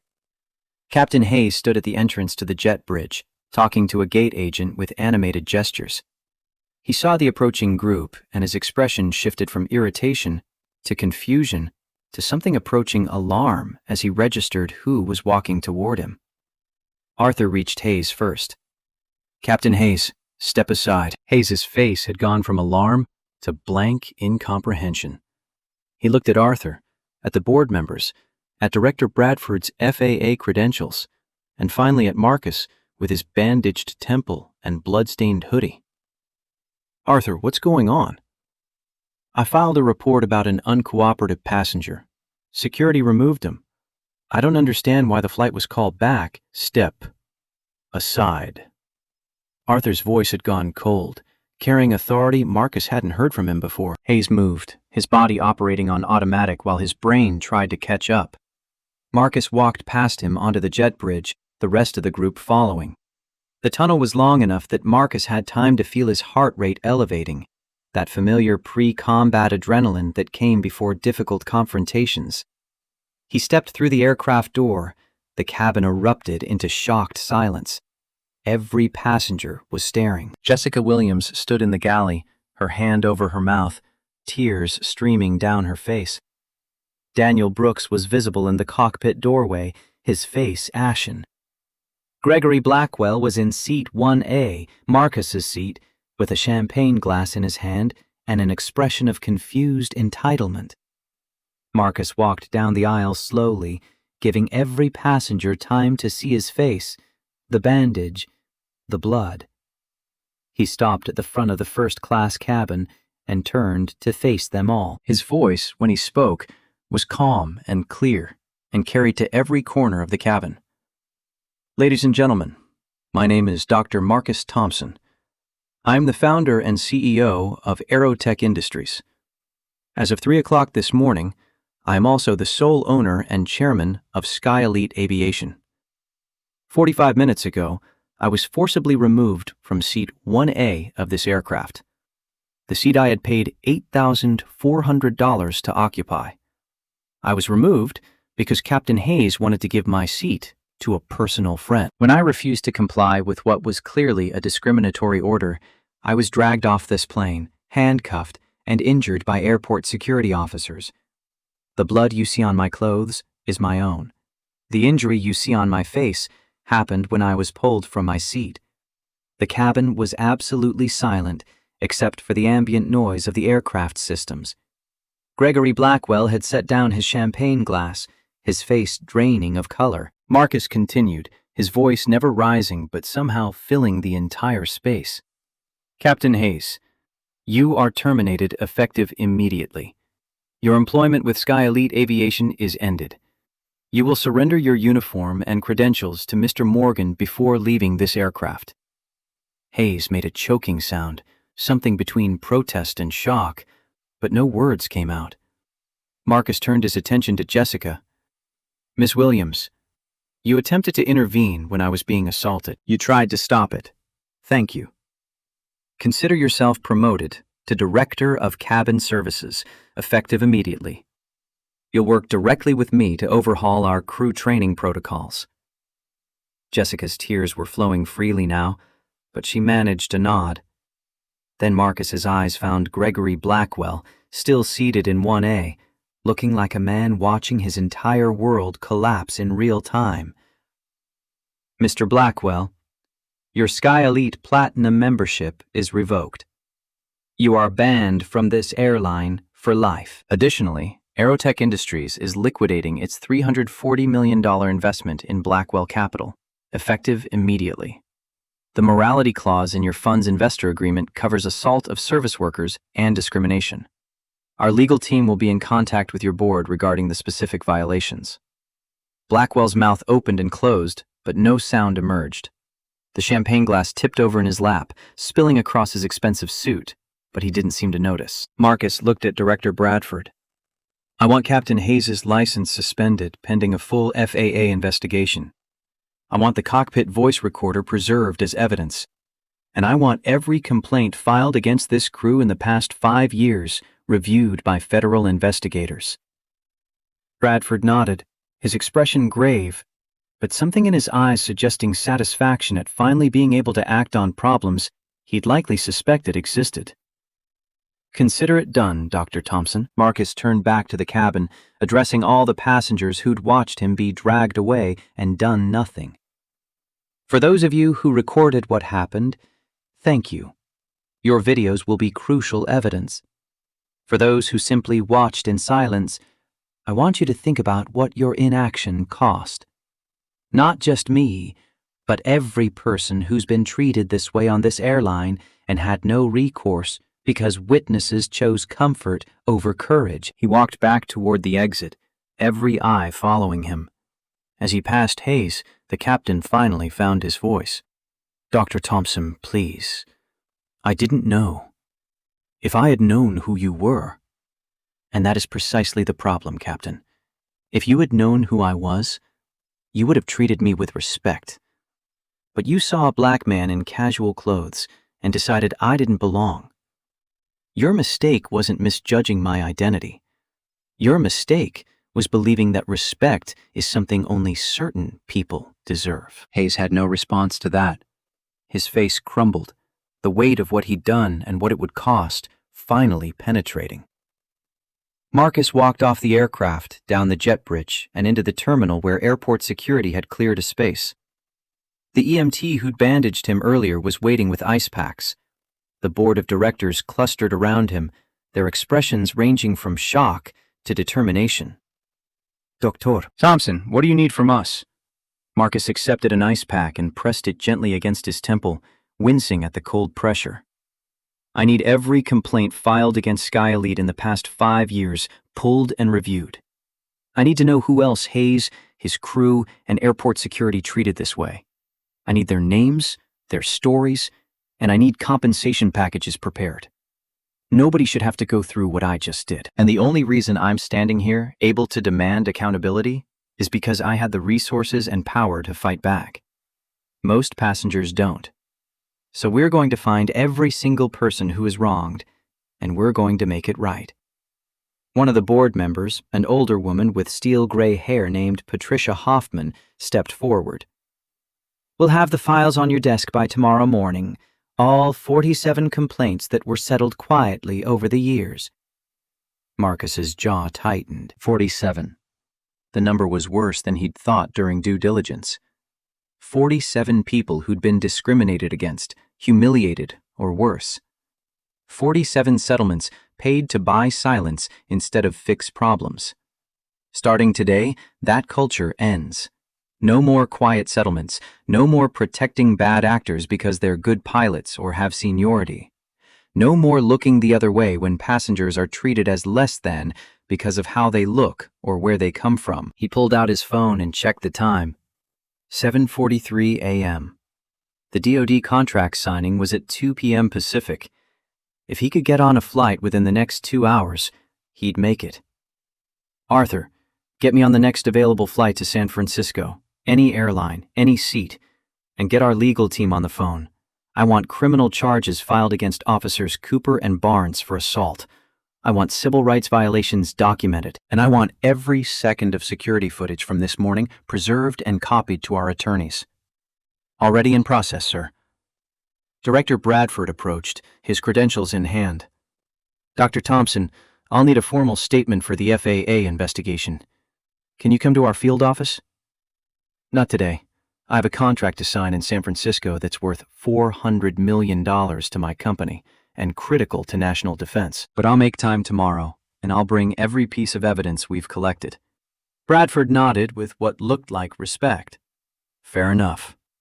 For what it's worth, I've suspected Hayes had issues for years. But without passengers willing to push back officially, without evidence that could withstand legal scrutiny, my hands were tied. Thank you for not backing down. I didn't do this for gratitude. I did it because 47 other people deserved better and didn't get it. Now they will. Marcus excused himself and found a quiet corner near the gate. He pulled out his phone and called his mother.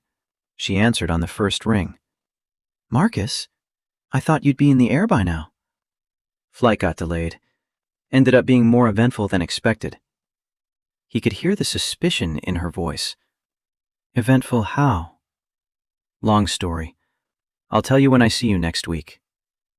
But Mom, remember when you flew to my graduation and you were so worried someone would say you didn't belong in first class?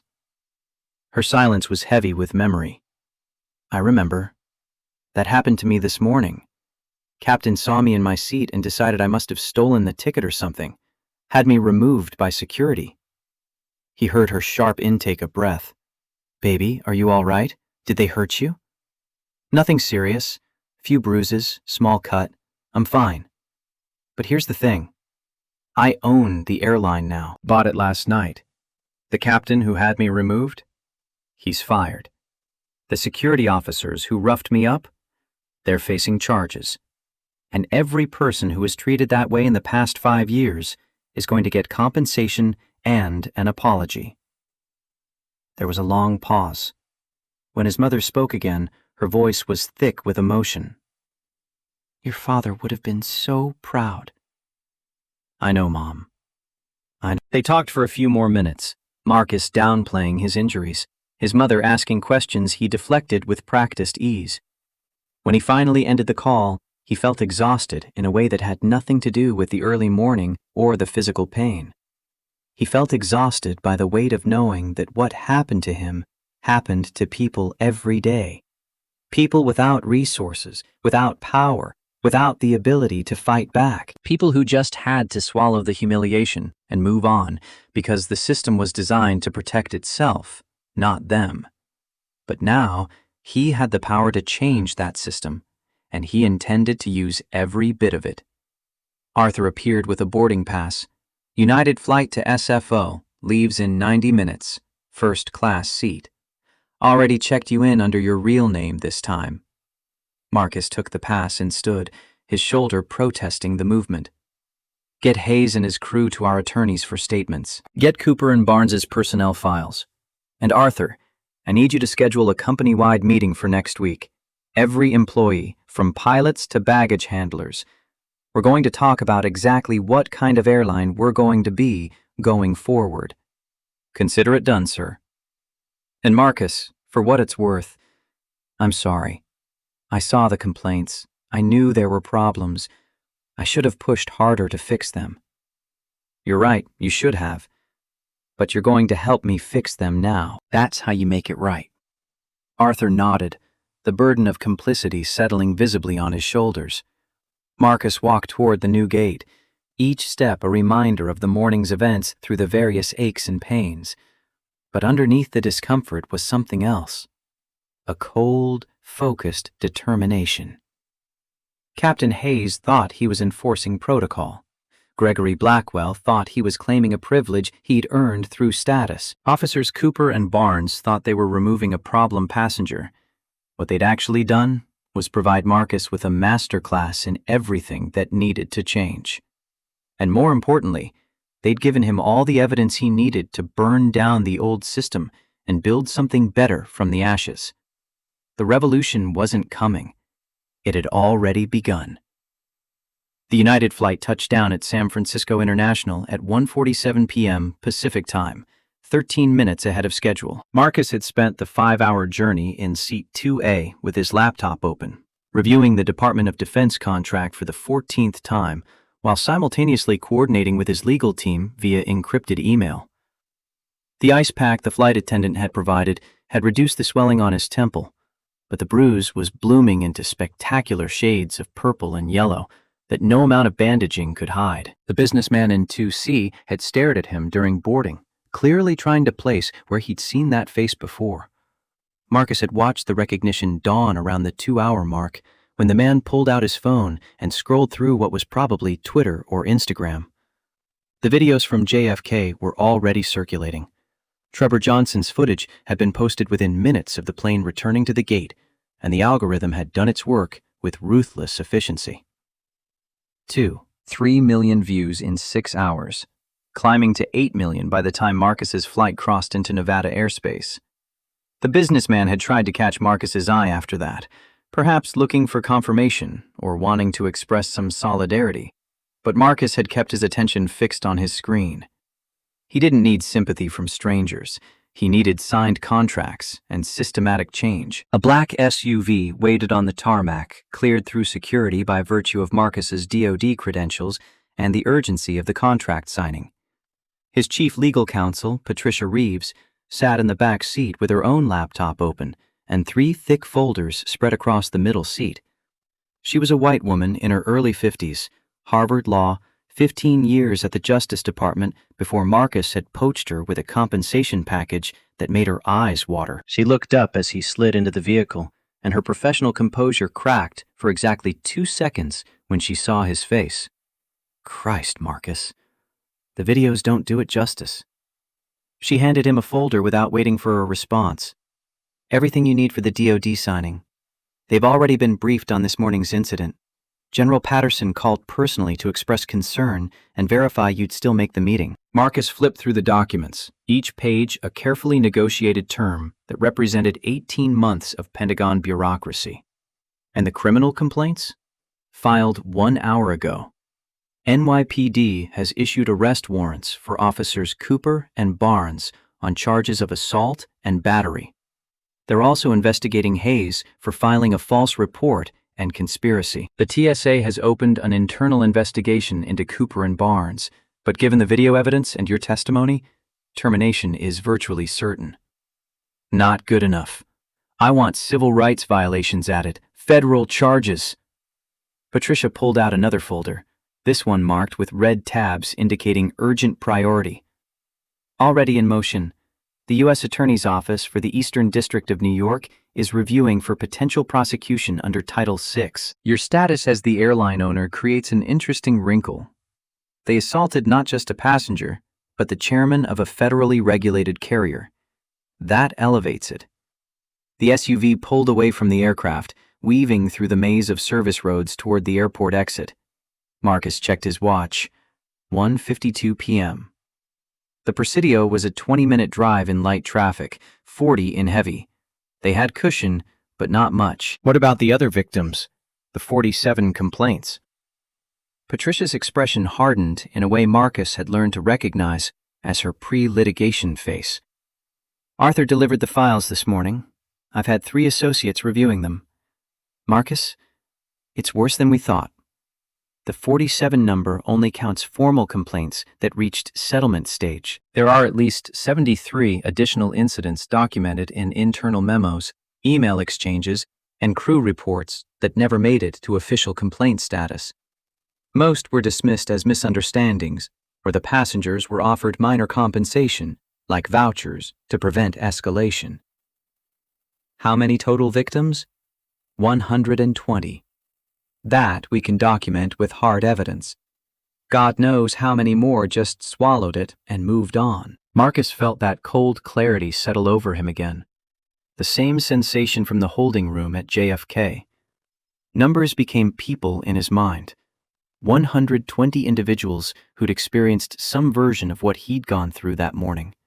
Some probably worse, since they'd lacked the resources or knowledge to push back effectively. I want every single one of them contacted. Personal letters, not form emails. Apology from me directly. Offer of compensation calculated by severity of incident. And I want their stories documented for the FAA investigation. Already drafting the letters. But Marcus, the compensation package you're proposing is going to cost approximately $14 million. Then we spend $14 million. We also announce publicly that we're doing it.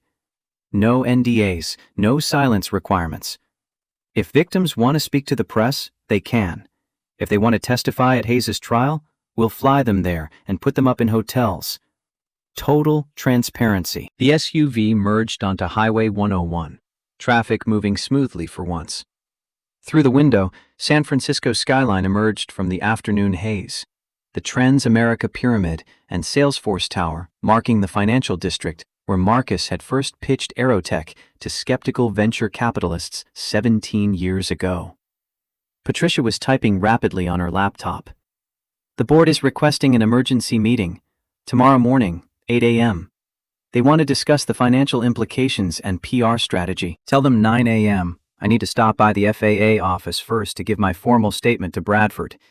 And Patricia, make sure every board member understands that the financial implications are non-negotiable.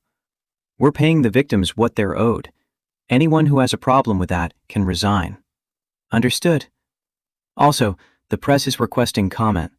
We've got interview requests from CNN, NBC, The Times, The Post, and about 40 other outlets. No interviews until after the DOD signing. Then we'll schedule a press conference for tomorrow afternoon. I want to control the narrative, not react to it. Smart. And one more thing. Gregory Blackwell's attorneys called. They're requesting a meeting to discuss the investment withdrawal. They're claiming the morality clause doesn't apply because Blackwell wasn't convicted of any crime.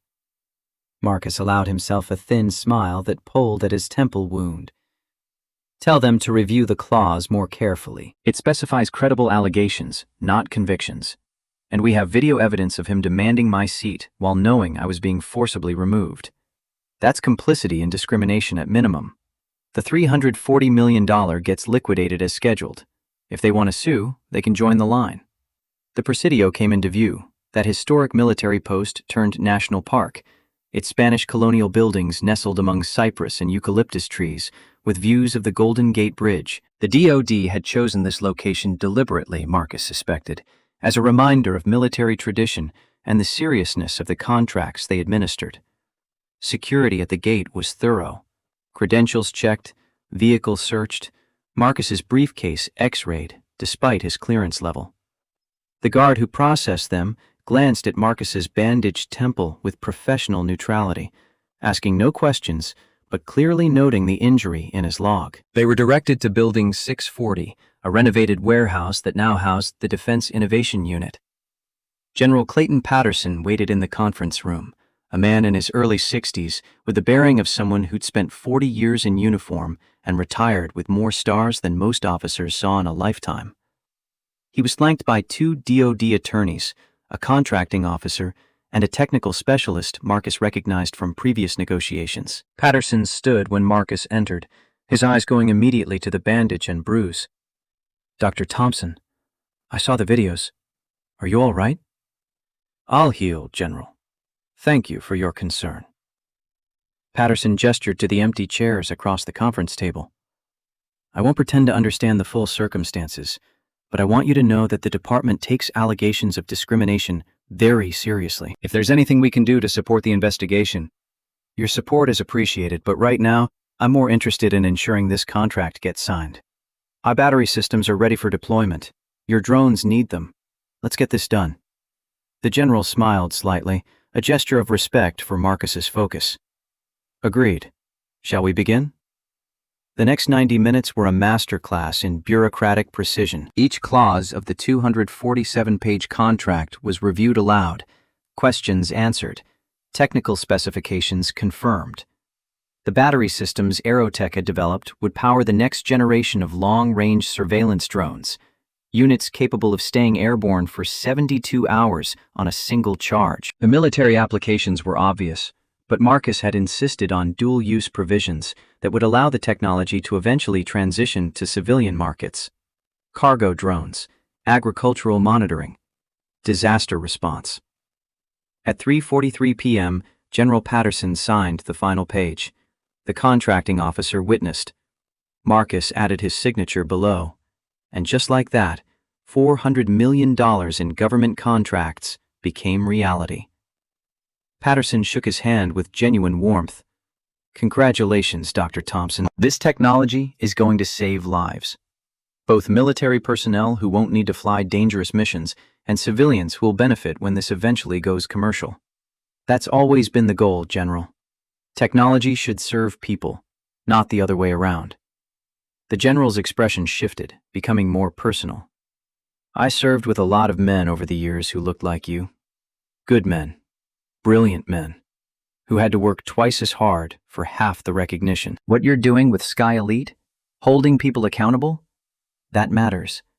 Don't let anyone convince you otherwise. I don't intend to." Marcus and Patricia drove back to Aerotech headquarters in silence, both processing the day's events. The office was a converted warehouse in the Mission District, all exposed brick and industrial steel beams, with floor-to-ceiling windows that looked out toward the bay. His executive team was waiting in the main conference room. CFO Janet Morrison, CTO David Kim, VP of Operations Michael Rodriguez, and Head of HR Linda Chen. They stood when Marcus entered, their expressions ranging from concern to barely suppressed fury on his behalf. Janet was the first to speak. "We saw the videos. Every single employee has seen them by now. There are people downstairs asking if they should organize protests at Sky Elite facilities." Marcus set his briefcase on the table and remained standing, too wired to sit, despite the exhaustion creeping through his bones. "No protests. We're going to handle this through legal channels and systematic reform. But I need everyone in this room to understand something. What happened to me this morning is not unique. It's not an isolated incident of one bad captain or 2 overzealous security officers. It's a symptom of a culture that Sky Elite allowed to fester for years. And now we're going to burn that culture to the ground and rebuild from scratch." David leaned forward, his engineer's mind already working through the logistics. "What do you need from us?" Marcus pulled out his laptop and connected it to the conference room display. The screen filled with a spreadsheet Patricia had compiled. 120 names, dates, incident descriptions, settlement amounts. This is everyone we can document who was discriminated against by Sky Elite in the past 5 years. I want personal apology letters drafted to each of them. I want compensation packages that actually reflect the harm done, not the minimum amount to make them go away. And I want a public announcement that we're doing this, so other victims we haven't identified yet know they can come forward. Linda, the HR director, was scrolling through the list on her own tablet, her face growing more strained with each entry. Marcus, some of these incidents describe behavior that should have resulted in immediate termination. How did this many complaints get swept under the rug? That's exactly what I intend to find out. Linda, I need you to review Sky Elite's entire HR department. Every person who signed off on these settlements, every supervisor who dismissed complaints, every executive who knew about the pattern and did nothing. Anyone who was complicit goes. I don't care about seniority or expertise. We're cleaning house. Janet, ever the pragmatist, pulled up financial models. The compensation package will cost approximately $14 million. The terminations and hiring of replacements will add another $8 million in severance, recruiting, and training costs. We're looking at a $22 million hit to the acquisition's first-year financials. Worth every penny. Sky Elite has been profitable for years by cutting corners on basic human dignity. That ends now. I'd rather run a smaller airline that treats people right than a large one that doesn't. Michael, the operations VP, raised a concern Marcus had been expecting. What about the other pilots? Sky Elite has 48 captains on staff. Hayes was clearly the worst, but if the culture was this toxic, there are probably others with similar attitudes who've just been better at hiding it.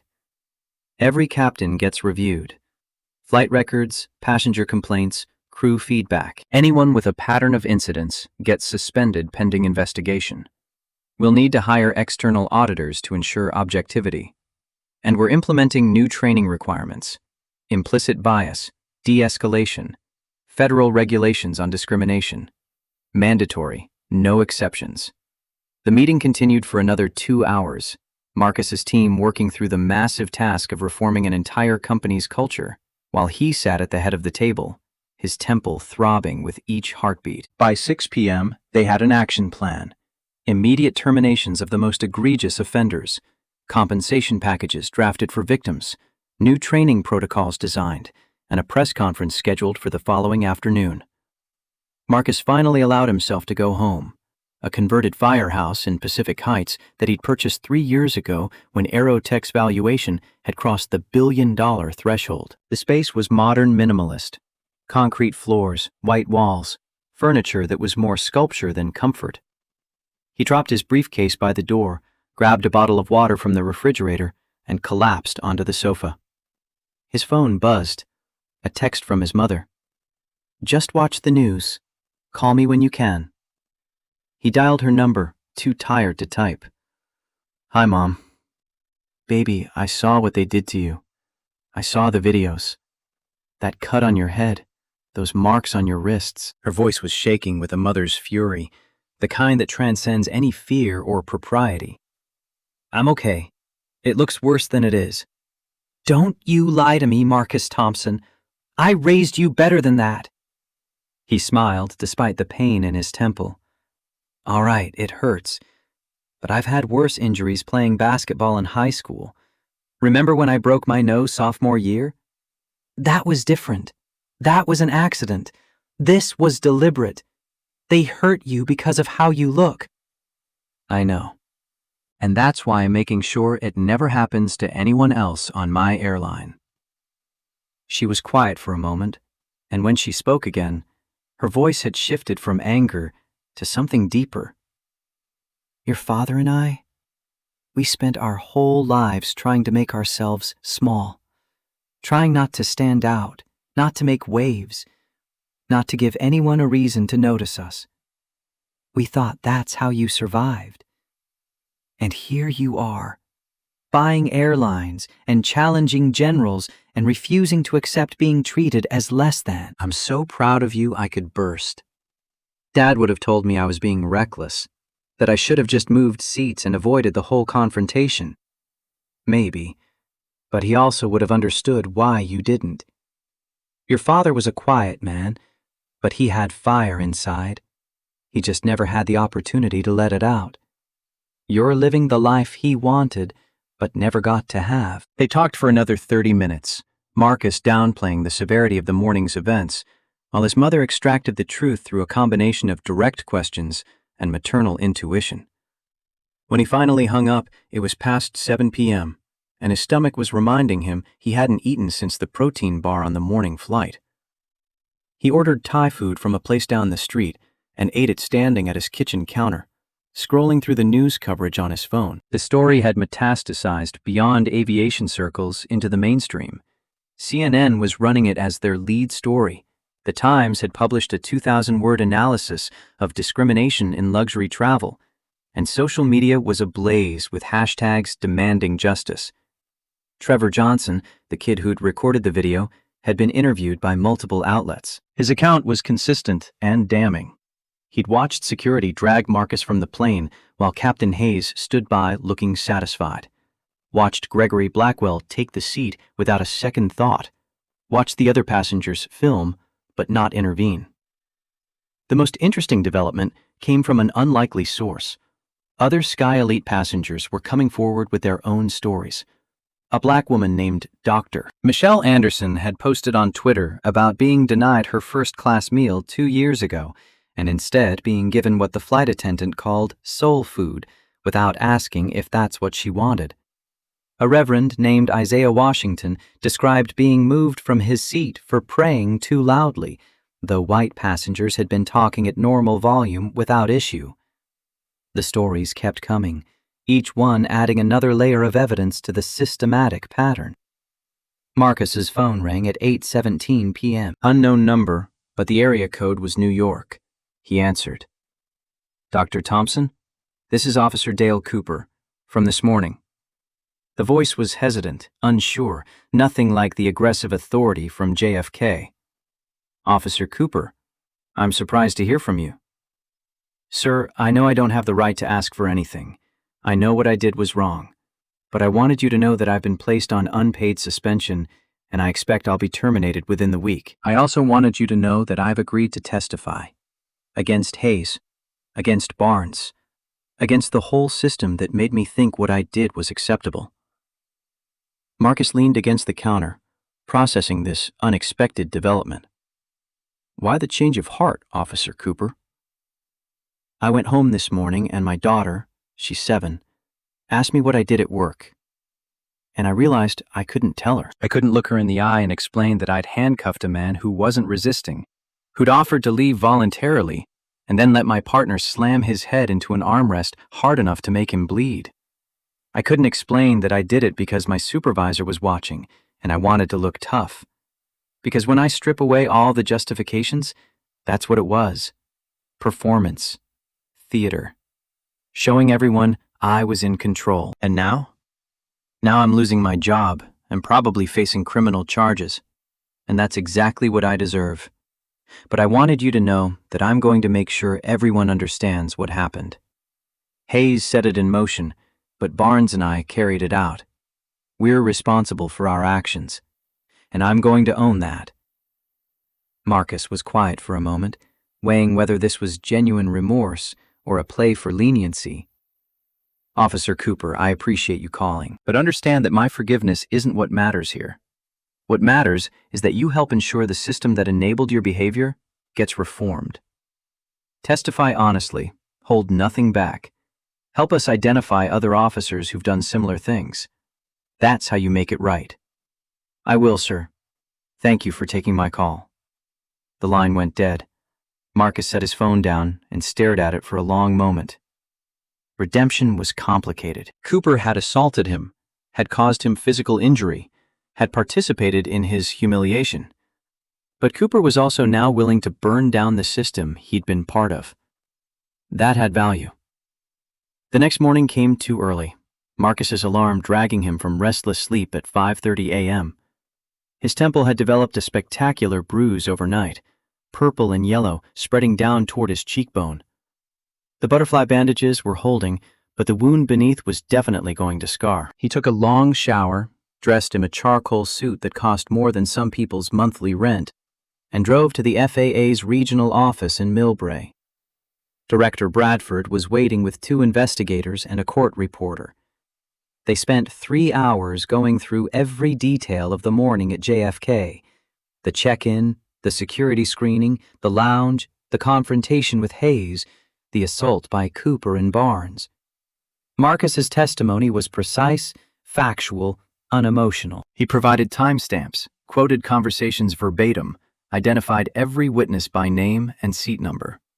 The investigators asked clarifying questions, challenged his recollection on minor details, verified his account against the security footage they'd already obtained. At the end, Bradford sat back with an expression of grim satisfaction.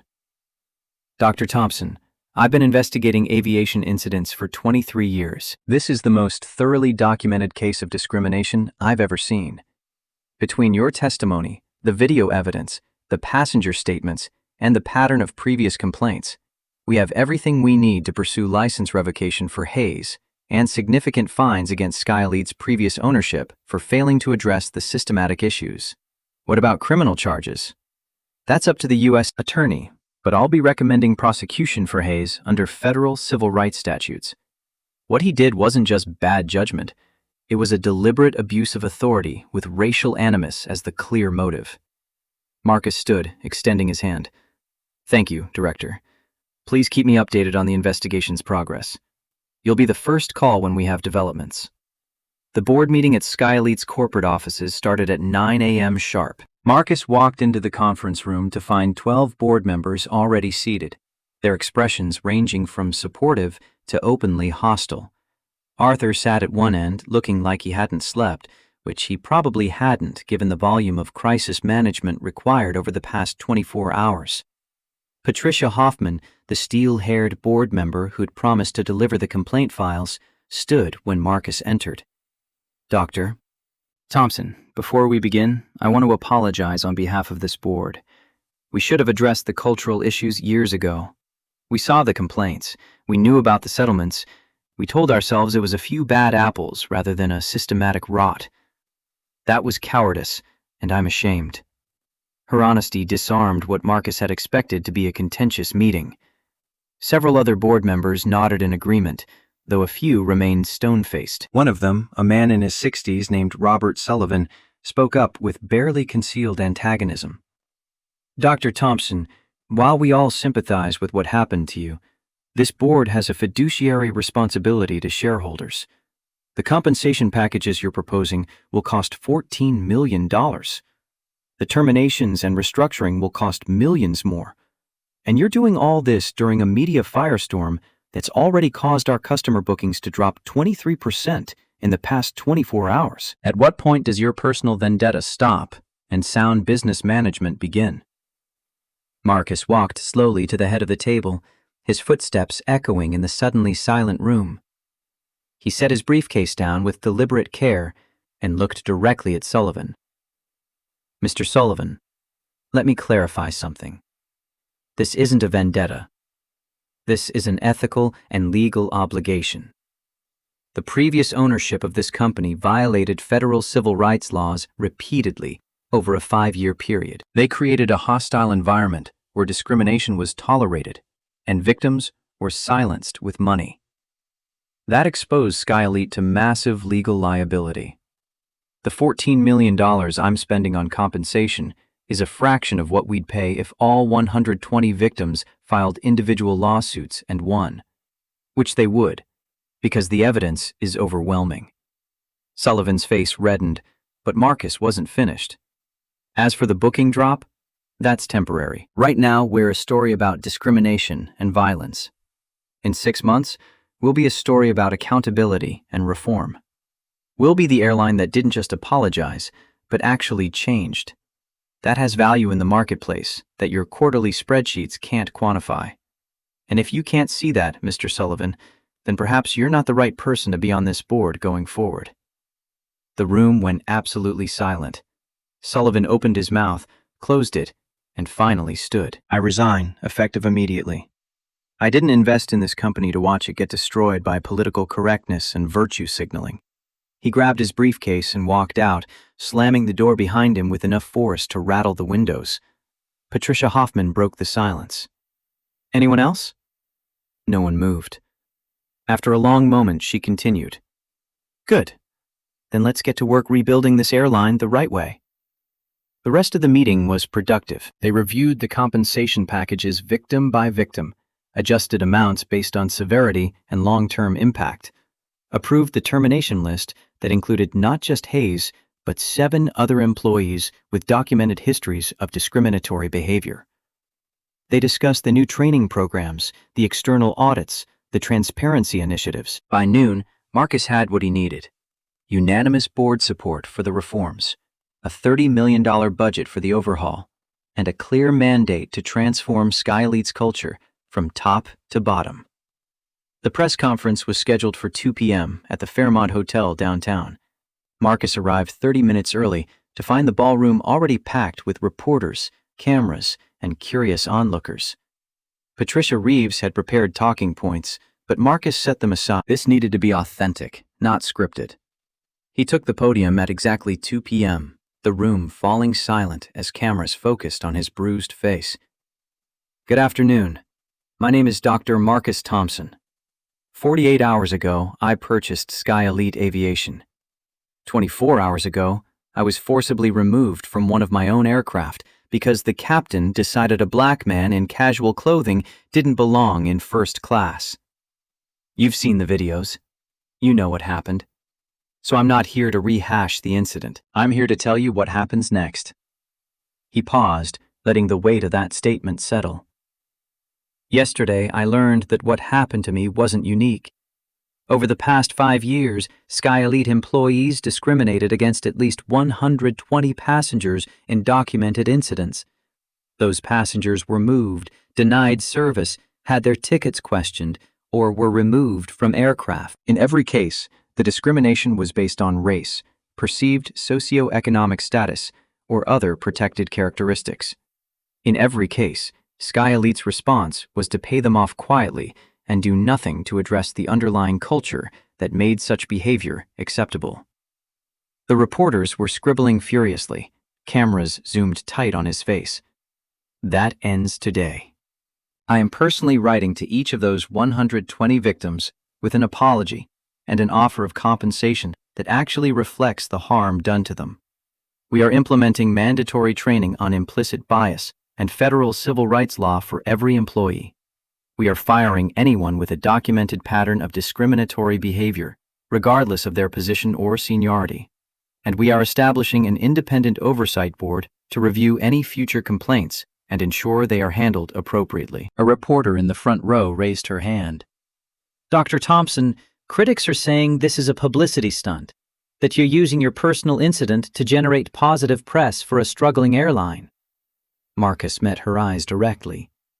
Sky Elite isn't struggling. It's profitable. It serves a wealthy clientele who value luxury and exclusivity. The problem is that for too long, exclusivity was coded language for keeping certain people out. What I'm doing isn't a publicity stunt. It's a legal and moral obligation. And if there are executives or board members who think protecting civil rights is just good PR, then they fundamentally misunderstand both the law and basic human dignity. Another reporter stood. What about Captain Hayes? Will you be pressing charges? Criminal charges have already been filed by the NYPD. The FAA is pursuing license revocation, and yes, I will be pursuing civil litigation for assault, battery, and deprivation of civil rights. But more importantly, I'm pursuing systematic change, so no future passenger on my airline has to experience what I or the other 120 victims experienced. The questions continued for 40 minutes about the compensation amounts, the employee terminations, the impact on the airline's brand, the timeline for reforms. Marcus answered each one directly, refusing to dodge or obfuscate. Finally, a young black reporter in the back raised her hand. Dr. Thompson, you could have revealed your identity immediately and avoided being dragged off that plane. Why didn't you? Marcus was quiet for a moment, choosing his words carefully. Because if I'd revealed who I was right away, Captain Hayes would have learned that he misjudged one specific passenger's power. He wouldn't have learned that his behavior itself was wrong. He would have been more careful about who he discriminated against. but he would have continued discriminating. By letting it play out, by letting him commit fully to his course of action, I ensured there would be witnesses, documentation, evidence of the systematic nature of the problem. Sometimes you have to let people show you who they really are before you can hold them accountable for it. The room erupted in follow-up questions, but Marcus stepped back from the podium. That's all I have time for today. Thank you. Patricia guided him out through a side exit where another SUV waited. As they pulled away from the hotel, she showed him her tablet. The press conference is already trending.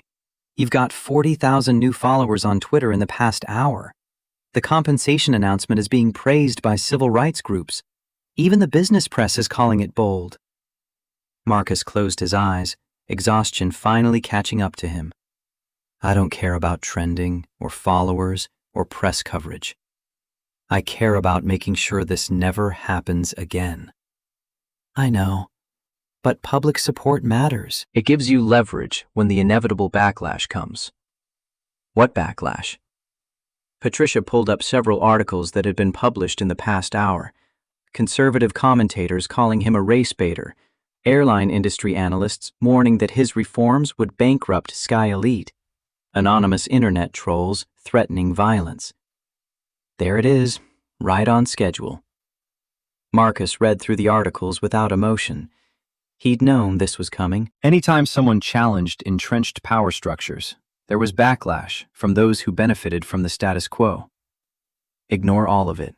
We move forward with the plan, regardless of what critics say. The SUV dropped him at Aerotech headquarters, where his executive team was waiting with updates. The DoD contract had been officially processed.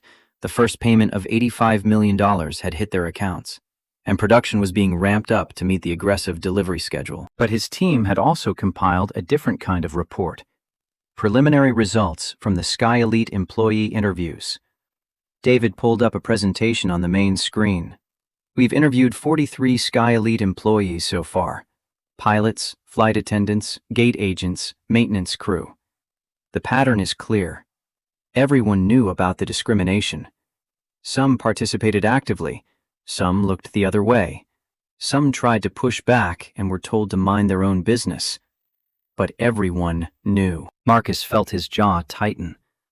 How many tried to push back? 11. All of them filed internal complaints or incident reports. All of those complaints were dismissed by middle management. 3 of the 11 quit because they couldn't stand working in that environment anymore. I want those 3 contacted immediately. Offer them their jobs back with raises and promotions. They showed integrity when it cost them something. That's exactly who we need building the new culture. Already done. 2 have accepted. The 3rd moved to Denver and is happy at United, but she appreciated the offer. The meetings continued through the evening.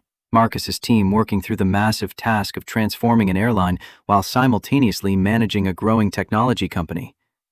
By 9 p.m., he called it and went home, stopping at a small Vietnamese restaurant on the way to pick up pho that he ate in his car because he was too tired to wait until he got home. His phone buzzed with a text from Arthur. Hayes hired a lawyer. Big firm. They're preparing a wrongful termination suit. Marcus typed back, "Let them sue. Discovery will be fascinating." Another text came through, this one from Trevor Johnson, the kid who'd recorded the video. "Dr. Thompson, thank you for fighting back. My mom was on a flight 3 years ago where they made her move because her ticket looked fake. It was real, but they didn't believe her. She never filed a complaint because she thought nobody would care. You showed people do care." Marcus stared at that message for a long time, something tight and painful lodging in his chest. Trevor's mother was probably one of the 73 undocumented incidents Patricia had found. Someone who'd been wronged, but hadn't had the resources or confidence to fight back. He typed a response. "What's your mother's name? I want to make sure she's on the compensation list." Angela Johnson. The flight was Sky Elite 445, Atlanta to New York, March 2022. Marcus forwarded the information to Patricia with instructions to track down the details and ensure Mrs. Johnson received compensation even though she'd never filed formal complaint. These were the ones that kept him going. The Angela Johnsons who'd been hurt and told themselves nobody cared. He was going to show them that someone did care, that their dignity mattered, that the system could be forced to change if you pushed hard enough and refused to accept injustice as inevitable. The next morning brought news that Jake Barnes, the second TSA officer, had been arrested at his home in Queens. Cooper had surrendered voluntarily the day before and posted bail. Hayes was fighting the criminal charges through his attorney, claiming he'd acted within his authority as captain and had no discriminatory intent. The FAA investigation was moving faster than usual, Bradford having prioritized it, given the public attention and clear evidence. The preliminary report was damning. Hayes had a history of complaints that had been dismissed by Sky Elite's previous management, a pattern of treating minority passengers differently than white passengers, and had specifically lied about the weight and balance issue in his incident report. Marcus's legal team estimated Hayes would lose his license permanently within 6 months. The criminal trial would take longer, probably 18 months, but the outcome seemed increasingly certain. What surprised Marcus was the call he received at 10 a.m. from Gregory Blackwell. "Dr. Thompson, I owe you an apology." The voice was subdued, nothing like the entitled bluster from the aircraft. "Go on." "I've had time to think about what happened. To really think about it. I saw you sitting there and I assumed you didn't belong.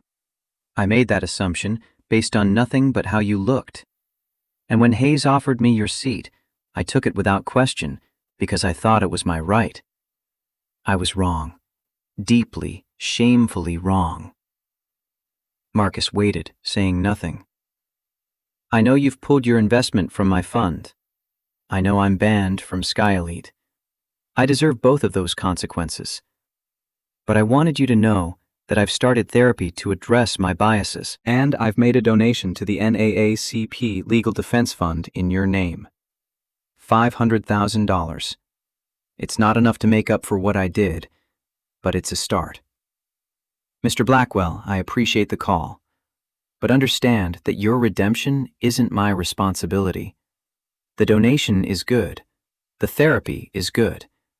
What would be better is if you used your platform as a financial executive to push for diversity and accountability in your industry. Turn your shame into action that helps other people." "I will. Thank you for taking my call." The line went dead. Marcus sat back in his chair, processing this unexpected development. Blackwell's contrition seemed genuine, though whether it came from actual moral growth or fear of further consequences was impossible to know. Either way, if it resulted in real change in how he treated people, it was worth something. The calendar reminder popped up on his screen. 120 victims needed letters. Marcus opened a blank document and began to type, personalizing each one, acknowledging the specific harm done, offering compensation, and the opportunity to tell their stories publicly if they chose. By the end of the day, all 120 letters had been sent. By the end of the week, 93 had responded, accepting the compensation. 41 wanted to share their stories with the press. 16 wanted to testify at Hayes' trial. The revolution Marcus had started on that airplane was spreading beyond anything he'd initially imagined. Other airlines were reviewing their discrimination policies. Unions were demanding better training. Congress was holding hearings on civil rights in commercial aviation. And through it all, Marcus kept returning to one thought. Dignity isn't a privilege to be earned. It's a right to be protected. And when systems fail to protect it, those systems have to burn.